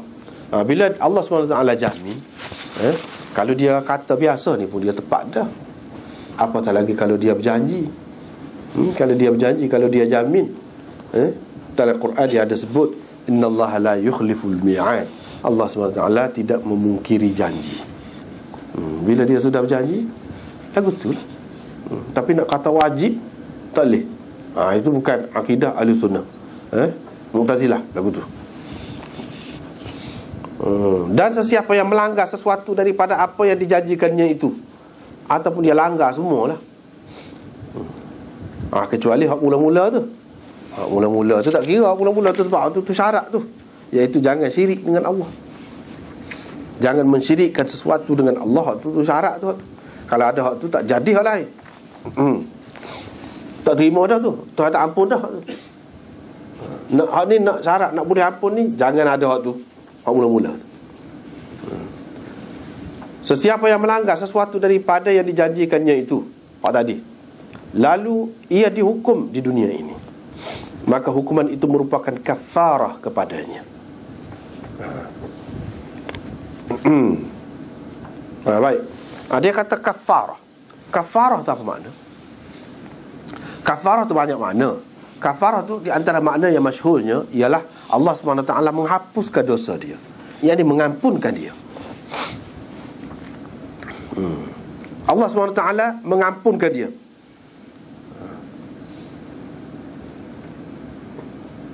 Kalau dia menerima hukuman di dunia ini, maka hukuman itu merupakan kafarah, yakni penutup kepada kafarah. Kafarah juga bermakna menutup.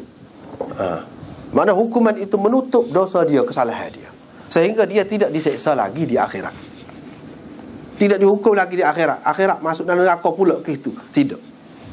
Itu satu makna. Satu lagi makna kafarah tu dengan makna menutup saja. Allah SWT menutup. Dalam dunia ni tak boleh dah kita nak kata apa. Misalnya kalau orang tu berzina, kita tak boleh dah nak mengejek dia dengan mengatakan apalah berzina, lepas dia menerima hukuman. Orang tu mencuri, lepas dia menerima hukuman, kita tak boleh kata dah nak buat nganying ke dia ke, nak mengejek dia ke, kata dia mencuri, nak gelar dia ke dengan tu, tak boleh. Itu makna kafarah. Mana dia hidup seperti orang biasa lah. Jangan kita kata apa-apa lagi. Ini penting ni. Dia khilaf tu antara dua tu. Imam Abu Hanifah dia kata kafarah tu sendiri tidak mengampunkan dosa. Dan kafarah tu sendiri tidak menyebabkan seseorang itu terlepas di akhirat nanti daripada siksaan. Yang melepaskan seseorang itu daripada siksaan dan yang mengampunkan dosa dia ialah taubat. Ada kalanya seseorang itu dihukum dalam dunia, dia tak taubat pun. Sebab tu dia curi pula kadang-kadang tu. Dia tidak bertaubat. Dia terima hukuman kerat tangan pun, dia curi pula. Lagu tu tak terima. Boleh jadi diseksa juga di akhirat biasa, dan tidak diampunkan dosa dia. Jadi hukuman tadi hanya sekadar untuk dalam dunia, untuk mengancam orang lain, mengingatkan orang lain, menakut-nakutkan orang lain daripada melakukan perbuatan seumpama itu. Sekadar tu saja. Hukuman yang wajib ke atas pemerintah Islam melaksanakannya di dalam dunia. Soal taubat ke apa, dia betul-betul taubat Tuhan terima ke, taubat dia itu dah. Kalau selagi dia tidak bertaubat semata-mata dengan menjalani hukuman itu, tidak merupakan taubat, tak lagi. Tetapi Imam Syafi'i, ada orang yang sependapat dengan dia. Dia kata bila orang itu menerima hukuman, dengan sendirinya hapus dosa dia. Tuhan tak seksa dah, gitu. Taubat itu, hukuman itu sendiri itu merupakan taubat dah, satu bentuk taubat dah. Dia kata gitu. Sebab apa? Sebab di sinilah dia pegang dengan hadis inilah. Hukuman itu merupakan kafarah kepadanya. Hukuman itu menghapuskan dosa. Hukuman itu sendiri menghapuskan dosanya, menutup kesalahan dia. Kalau Tuhan hukum lagi, apa makna kafarah? Dia bahas itu. Apa makna kafarah?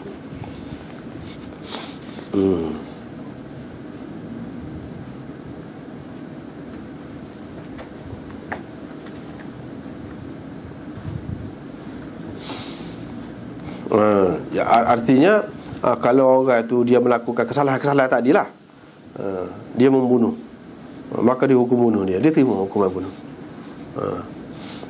Tidak dihukum lah di akhirat besok kerana tu dia mencuri, lagu tu juga dia berzina, lagu tu juga. Dengan sebab itulah sahabat-sahabat dulu ada juga yang berzina, ada juga yang berzina, tetapi dia mengaku di hadapan Nabi SAW.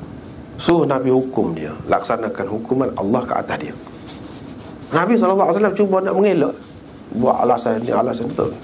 Dia itu semacam sebab apa? Sebab ni lah, kalaulah hukuman itu tidak menghapuskan dosa, sebab apa ya dia sampai gitu sekali? Sebab dia yakin lah pegang dengan ni menghapuskan dosa. Seksa, lebih baik lagi kita terseksa dalam dunia ni sementara daripada kita terseksa di akhirat. Dia pegang tu. Sebab tu dia sanggup dihukum. Itu hak perempuan Ma'iz, Imra'ah Al-Ghamidiyah, ada juga hak perempuan, ada juga berzina. Dia pergi mengaku dia mengandung. Nabi SAW kata tak boleh orang mengandung, tak boleh nak sebab, tak boleh nak hukum, rejam. Lepas beranak dia pergi pula banyak pula minta suruh laksanakan hukuman ke atas dia. Nabi SAW kata tak boleh ada anak kecil ni menyusu ke apa. Lepas cepat-cepat dia ajar anak dia tu biar boleh berdikari makan sendiri. Lepas pada tu bila anak dia tu bawa roti ke apa, pegang tangan tu pergi kat Nabi SAW, menunjukkan anak dia ni sudah boleh makan sendiri. Dia kata laksanakan ke atas saya. Dia mengaku. Bila mengaku, Nabi SAW pun laksanakanlah hukum itu. Bila-bila dia kena patu tu kan, rejam tu, dia kata aku tidak Ma'iz, kata dia. Sebelum pada tu Ma'iz kena rejam dah, sahabat lelaki kena rejam dah. Ma'iz dia lari juga bila kena sakit tu. Bila kena batu ni kan, sebelum mati tu dia lari juga. Lepas tu orang hambak dia pekul sampai mati, rejam dia sampai mati. Dia kata aku tidak Ma'iz, dia tidak lari, mati. Tu perempuan tu kuat lagi dia. Dan Nabi SAW kata lepas pada dia mati tu, dia telah bertaubat. Ni hak lagu ni Imam Abu Hanifah pun kata dia sendiri tu taubat tu. Sebab apa? Dia ngaku tu menunjukkan dia taubat. Nabi SAW kata taubat dia tu kalau dibahagikan kepada seluruh penduduk Madinah, Allah SWT ampunkan. Setara tu taubat dia tu tinggi. Lepas tu adalah orang sebut tentang Ma'iz itu, adalah duk kecek lagi. Nabi SAW marah. Jangan kata apa, aku tengok dia duduk berenang dalam syurga. Mana dia sudah diampunkan dosa dia. Kalau tidak apa-apa sampai begitu sekali. Ini masalah orang yang mengaku dan telah dilaksanakan hukuman had ke atas dia. Lepas tu kita kata apa ya, sahabat ni ada berlaku juga benda lagu tu. Nak ayat nak hukuman Islam ni praktikal, bukan teori gitu saja, cerita saja, benda tak boleh buat. Tak ada orang nak sanggup buat lagu tu. Ada dalam sejarah orang yang kuat sungguh iman, ada. Tetapi hukuman dengan mengaku ni, dia ni panjang pula lah cerita. Dalam Bukhari ni pun ada akan datang. Dalam Bukhari ni bab itulah bab jenayah. Hukuman kepada orang yang mengaku ni, kalau selagi dia tak tarik balik. Kalau dia tarik balik, dia mengaku tak kena. Sampai ketika dipukul ni baling batu tu pun, kalau dia kata dia tak, dia tarik balik. Betul? Tak boleh apa ni, baling sampai mati, tak boleh. Sebab itu Nabi SAW dalam ceritanya panjang lah, dia mengandaikan begini, takut kamu begini, takut kamu. Nak suruh kalau boleh jangan terlaksana hukuman itu. Tapi dia mengaku semacam. Sampai Nabi SAW kata, mu ni gila.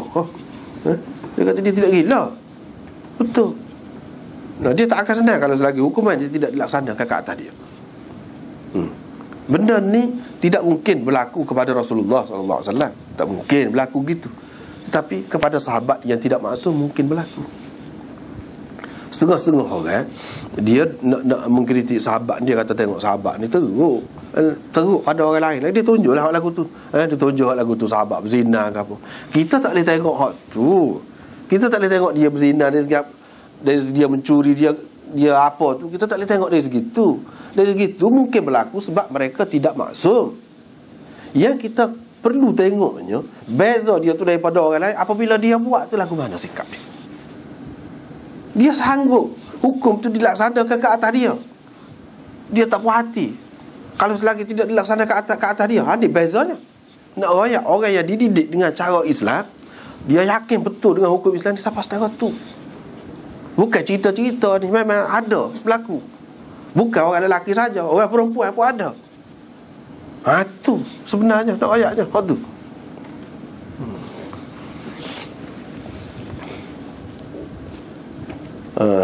Jadi Imam Abu Hanifah kata tu cerita lain. Tu memang kita nampak jelas daripada awal lagi dia tu taubat. Kalau dia bertaubat serta hukuman dijalankan ke atas dia, kerana taubat itulah Allah SWT tutup dosa dia tu, dan di akhirat besok tidak diseksa.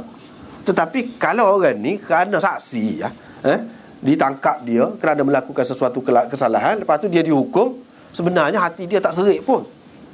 Hak lagu ni boleh jadi Tuhan seksa pula seksa. Sebab dia tidak ada taubat itu. Sebab dalam ayat berkenaan dengan curi, selepas wasariq wasariqatu faqta'u aydiyahuma tu, faman taba min ba'di zulmihi wa aslaha, dia sebut tu sesiapa yang bertaubat daripada kesalahan dia tu dan dia memperbaiki diri dia. Mana ada tu, ada sebut taubat tu. Apa makna sebut taubat tu? Suku menunjukkan hukuman itu saja tidak memadai. Bukan menghapuskan secara mutlak, tidak. Dia kena ada taubat itu. Tapi kalau ada taubat itu memanglah. Imam Abu Hanifah pun timur juga.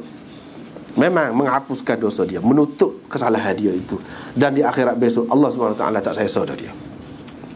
Tapi kalau tidak serik, seksa boleh jadi. Boleh jadi, tak mesti juga.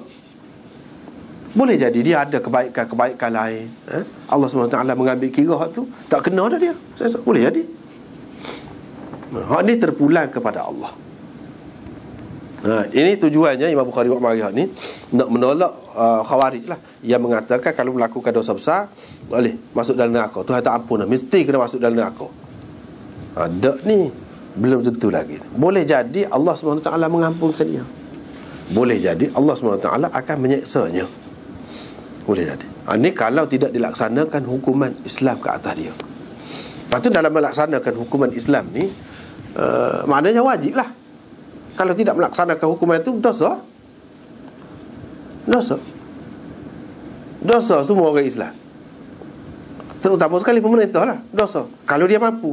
Kalau dia tidak mampu, itu soal lain. Kalau dia mampu, dosa.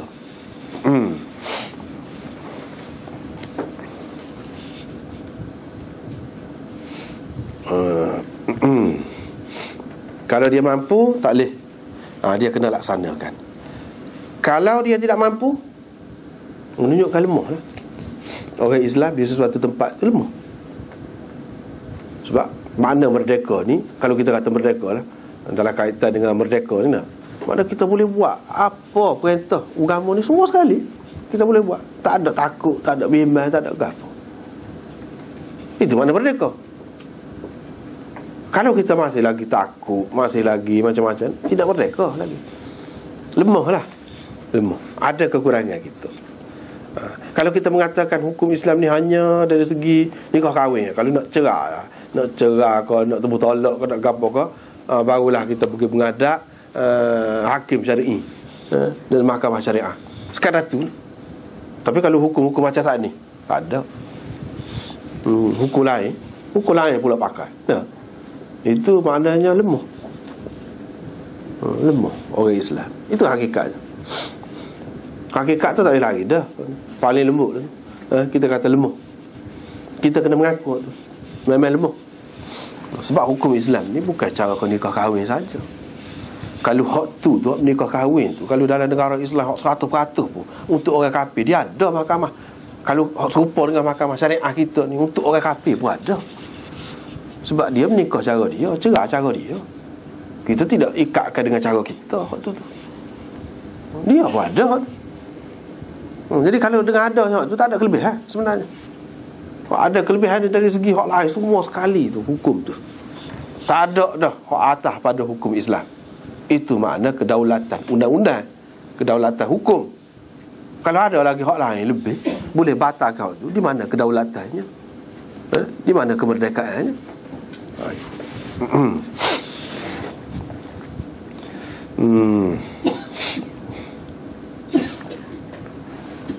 Jadi inilah yang Nabi SAW bai'ah dengan sahabat-sahabat dia ni. Lepas pada tu dia kata sini, sesiapa yang melakukan itu, lepas tu Allah SWT tutup. Tutup ni apa makna tutup? Tutup ni orang tak tahu dah. Sebab dia buat benda tu dalam keadaan sulit, sunyi, dalam keadaan nusuk kita kata.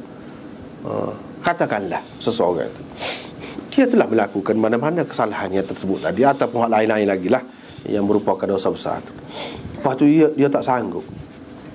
Dia ni bukan sahabat, sebab Ma'is tadi, sebab perempuan tadi zaman Nabi SAW, dia tak sanggup lah lagu tu.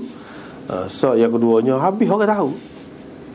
Orang tahu, malu macam-macam lah sebelum mati, lepas pada mati tu boleh jadi. Walaupun dari segi agama kata kafar, mana tutup, tak boleh kecek dah pasal dia, tak boleh kata tak molek, walau itu dari segi perintah agama.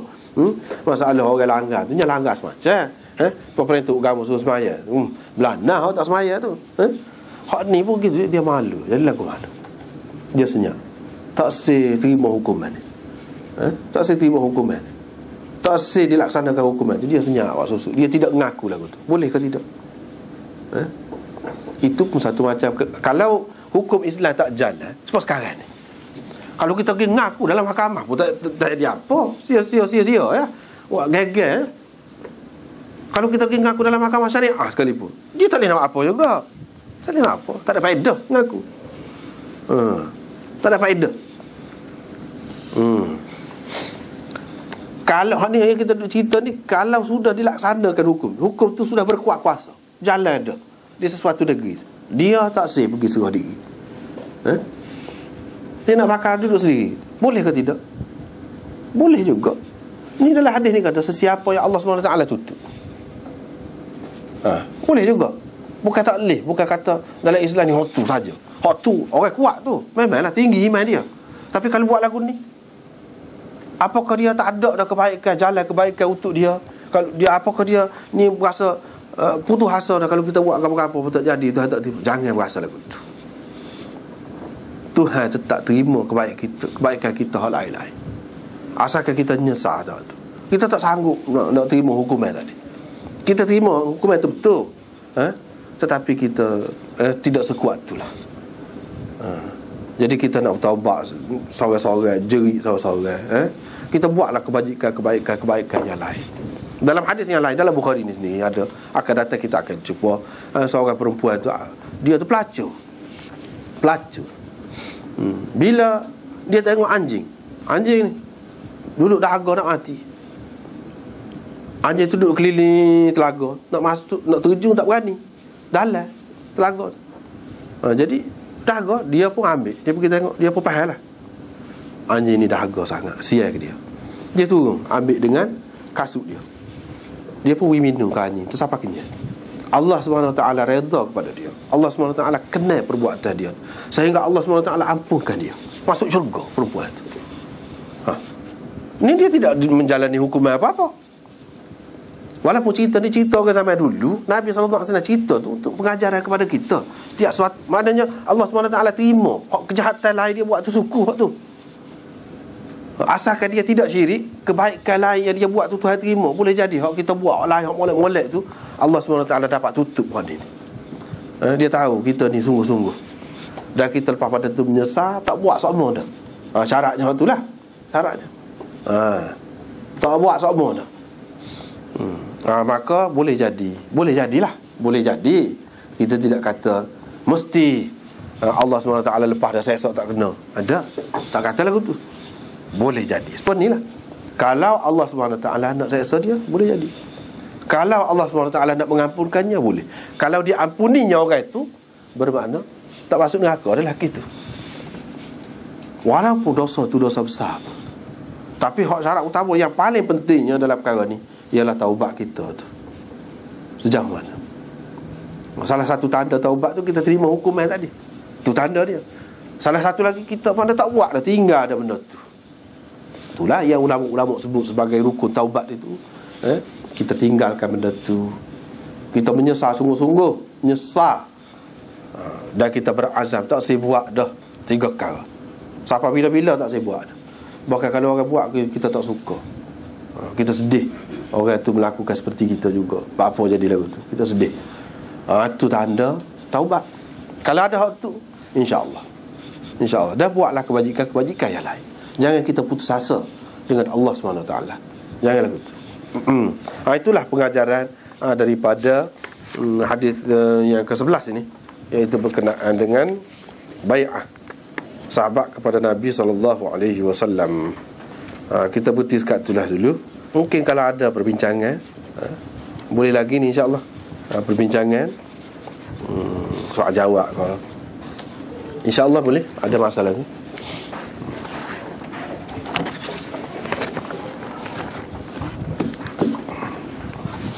Sekarang tu lah, kalau kita nak baca lagi tu jadi panjang pula, hak lain pula, hadis lain. Untuk sekadar tu cukup dulu setakat ni. InsyaAllah kita akan bincang. Macam mana? Ustaz balik, saya dicari ke Lu Mutia pun. Ada ni. Jadi pasal Ustaz Istihad. Istihad. Ya. Di pun dalam hadis tu summa sarahullah. Satarahullah. Satarahullah. Allah yang tutup.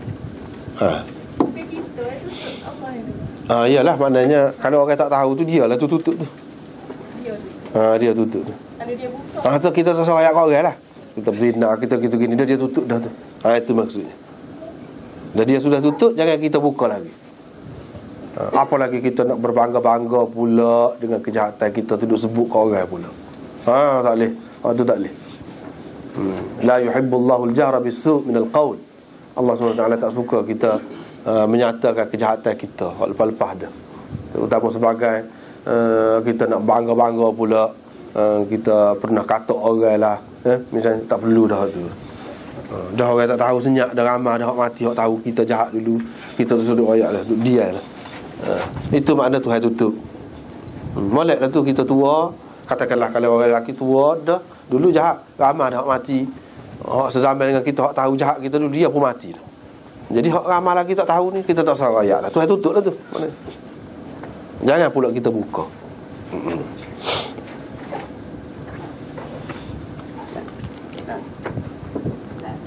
Ya. Ya.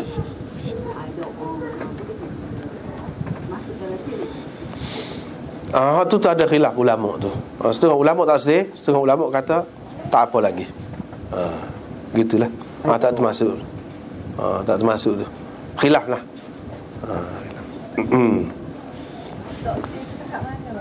Hak mana? Mana haram bagi dia? Haram. Jadi kalau kita nak ambil jalan cermat gitu, supaya azimat jugalah. Supaya azimat. Betul juga, dia masih khilaf lagi. Hak molek tu tak sah. Tak sah pakai. Takut-takut kita pakai jadi kita harap kot tu pula. Ya azimat. Harap kaya tawar pula jadi lebih hot tu pula. Harap ke azimat tu pula. Kalau tu memang jadi syirik lah. Tetapi hak nak jadi syirik ni tidak nanti azimat, tidak nanti kaya tawar. Ubah pun kalau kita terlalu percaya sangat, bergantung sangat dengan hak tu, boleh jadi syirik juga. Supa je mana-mana pun.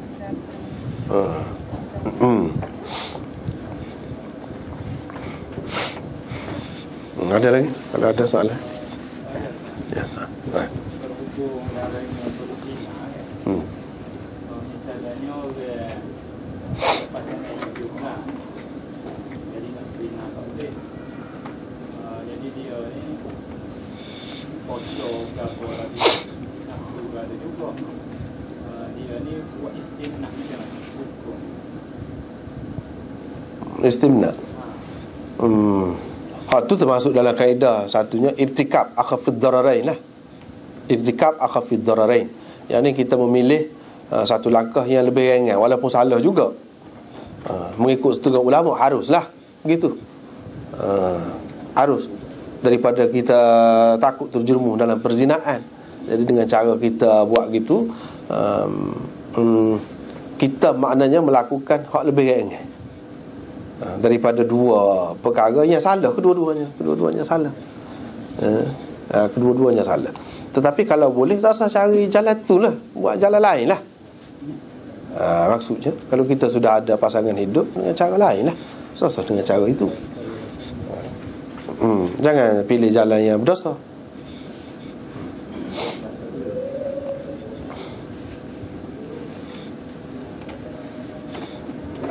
Ya. Saya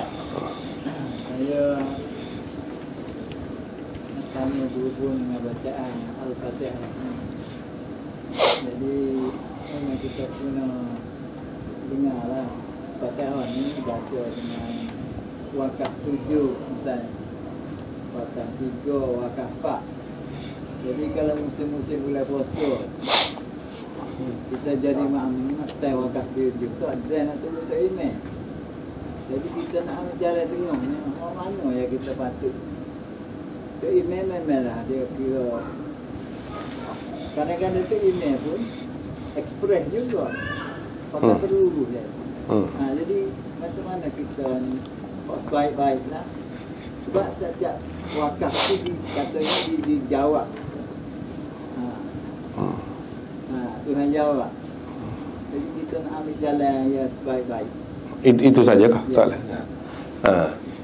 Jadi dia masalah Fatihah ni, waktu tu sekarang waktu tu masalah pecahan dah. Sebelum pada tu lagi pangkal dia lagi.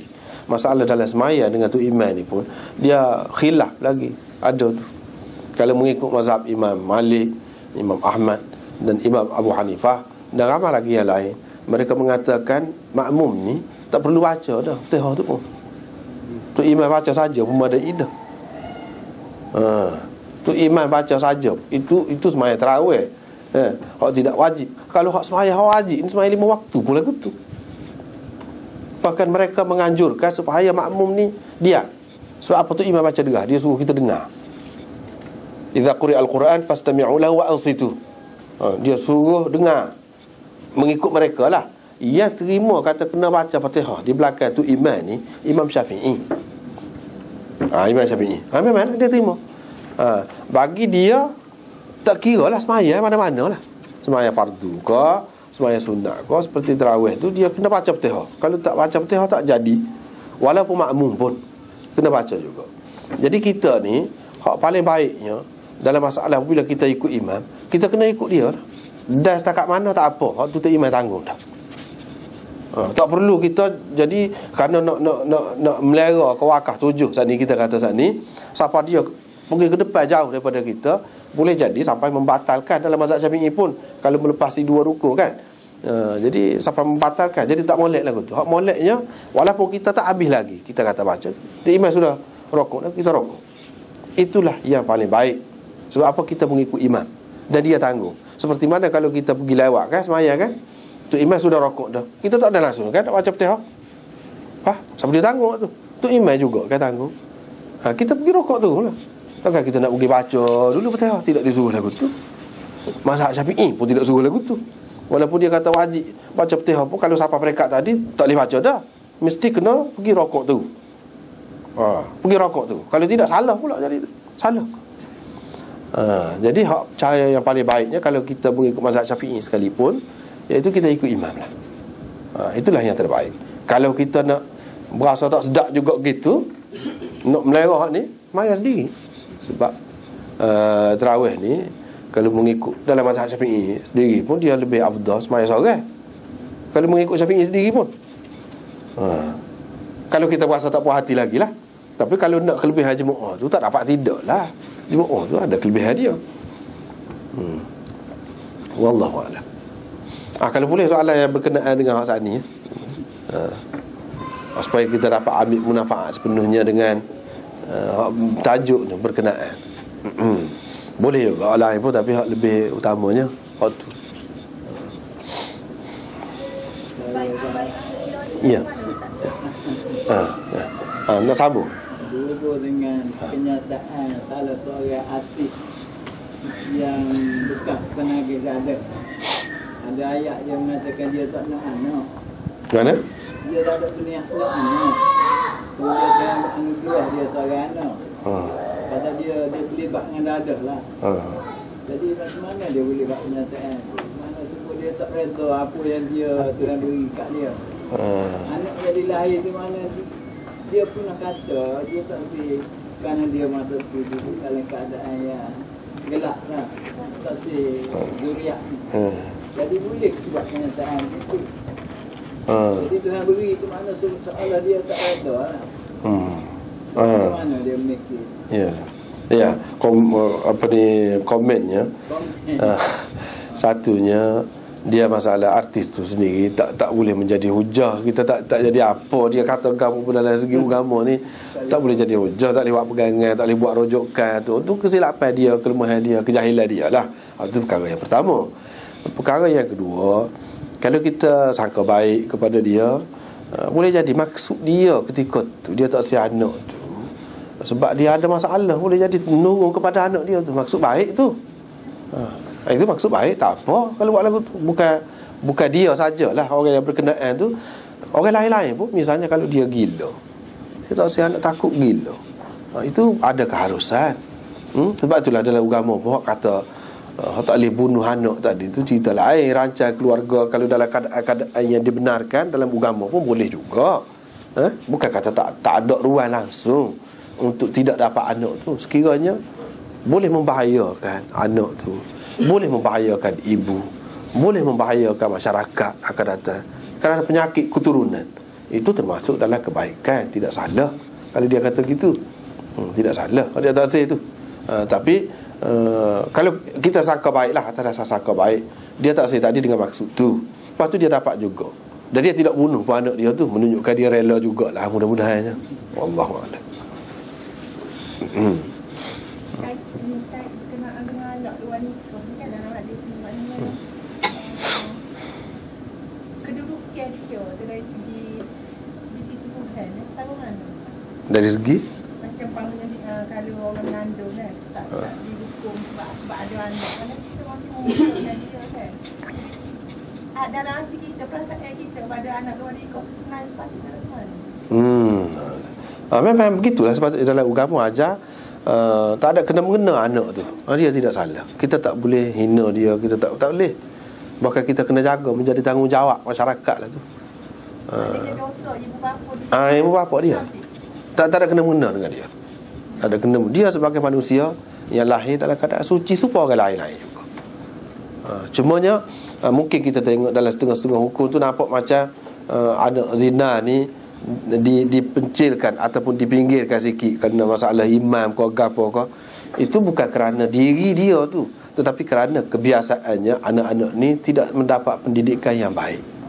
Sebab bila ibu bapa dia tak cara kan, jadi tak ada orang yang jaga dia bagi pendidikan dengan baik. Kerana itu, bukan kerana diri dia tu sendiri. Diri dia tu tak ada apa. Kita tak boleh nak hina dia, nak ejek dia kerana itu kesalahan ibu bapa dia. Gitu. Ada contoh dia jadi seorang yang orang kata akamil minal insan lah. Ada jadi orang molek sungguh. Dia besar. Ada cuma dalam hadis ni kalau nak kira dari segi agama kita lah, dari segi agama kita, pernikahan cara misalnya Abu Sufyan lah, kita kata contoh Abu Sufyan ni dia semasa jahiliah, dia pergi rumah saing dia. Zaman tu dia kalau tetamu ni sebab kita jamu teh lah. Kalau lah ni orang pergi rumah kita, akak kuih, akak air kita kata.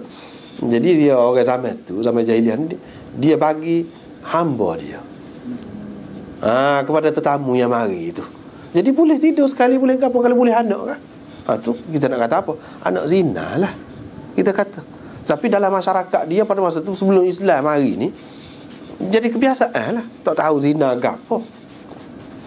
Kemudian anak hasil daripada Abu Sufyan ni, kemudian dia jadi orang besar, Ziyad bin Abihi. Sebab tu dalam sejarah Ziyad anak ayahnya. Sebab dia ayah orang tak tahu ayah dia siapa. Di peringkat permulaan orang tak tahu dia ni ayah dia siapa. Tapi orang tengok hebat dia ni.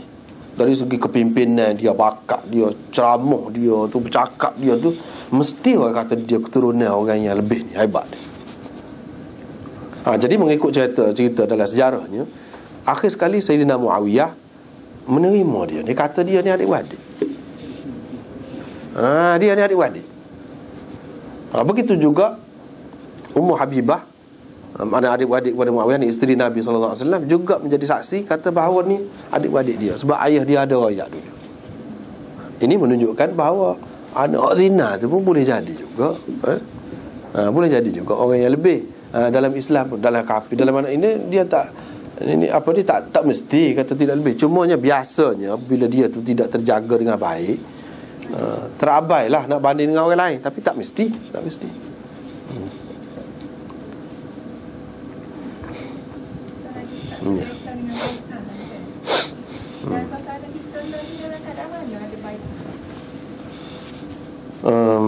Hak moleknya tak usah baik dalam suasana kita. Memang banyak baik. Banyak jenis baik. Bai'ah, satu bai'ah untuk Islam, satu bai'ah untuk taat. Itu secara kasarnya boleh kita bagi kepada dua. Bai'ah untuk hijrah, banyaklah bai'ah zaman Nabi dulu. Jadi bai'ah dengan Nabi SAW ni molek dah tak jadi masalah. Walaupun kepada kita orang kemudian ni pun harus, boleh kita nak bai'ah tu, tapi kita kemudian ni boleh jadi berubah pula, boleh jadi pemimpin yang kita bai'ah tu tak betul, boleh jadi kita sendiri pun jadi tak betul juga. Jadi kita nak membatalkan macam kita janjilah, mungkin janji yang dikuatkan. Bai'ah tu bukan janji biasa ni pun kita tak boleh nak batalkan janji tu, apatah lagi kalau bai'ah dalam keadaan mungkin kalau orang yang kita bai'ah tu betul, mungkin kita sendiri pula berubah fikiran kau, kemudian menyusahkan. Dan yang kita nak bai'ah tu apa? Hak sembahyang. Tu tentu dah. Maknanya apa dia lagi yang kita nak bai'ah? Perintah Islam tu semua kita molek laksanakan. Cukup dah tu. Tak perlulah kita terikat dengan orang, sebab banyak juga berlaku sekarang ni, kadang-kadang kan kita bai'ah dengan dia tu, kita tak tahu lagi cerita dia, kemudian hari jadi lagu lain. Jadi oleh kerana kita ni dengan sepenuh hati, boleh jadi kita kurang ilmu, kita bagi ketaatan tu lebih sangat kepada dia. Dia sudah sesat dah, pakis dah sesat. Banyak berlaku lagu tu. Baik tak usah lah lagu tu. Kalau baik macam tu, lepas dia nak putus, tak apa, mesti kena putus lah, mesti tu. Cuma kadang-kadang kita orang ramai ni, dia tidak gitu. Dia terbawa-bawa. Oleh kerana sudah berjanji ni pula, janji teguh pula ni. Lepas tu kita tak faham dia sudah menyeleweng, kita tak tahu, kita pun terseret sama. Tapi kalau tidak dalam bentuk bai'ah, tidak gitu perasaan kita kepada orang yang ngaji, serupa je. Bai'ah kalau tidak bai'ah, dia tahu hak ni kuat, hak ni kena jaga kuat benar, hak ni tak apa, dia tahu. Untuk orang ramai ni baik tak usah lah.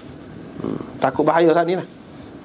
Dia tak perasan, dia tak boleh kesan mana silap tok guru dia. Misalnya kalau kita tok guru dia, dia berasa betul semacam, akibatnya bahaya kepada diri dia sendiri.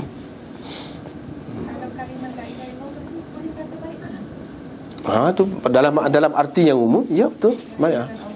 Bai'ah dia. Ya. Hubungan dengan zina tadi. Ya. Kita nak explain siapa dia, harus bersatu dan wali ni tu cerita panjang pula, cerita lain pula, insya-Allah lah bila sampai bab dia lah, insya-Allah. Dia tu ada dalam Bukhari ni pun ada. Dalam Bukhari ni pun ada. Gitulah. Ada lagi?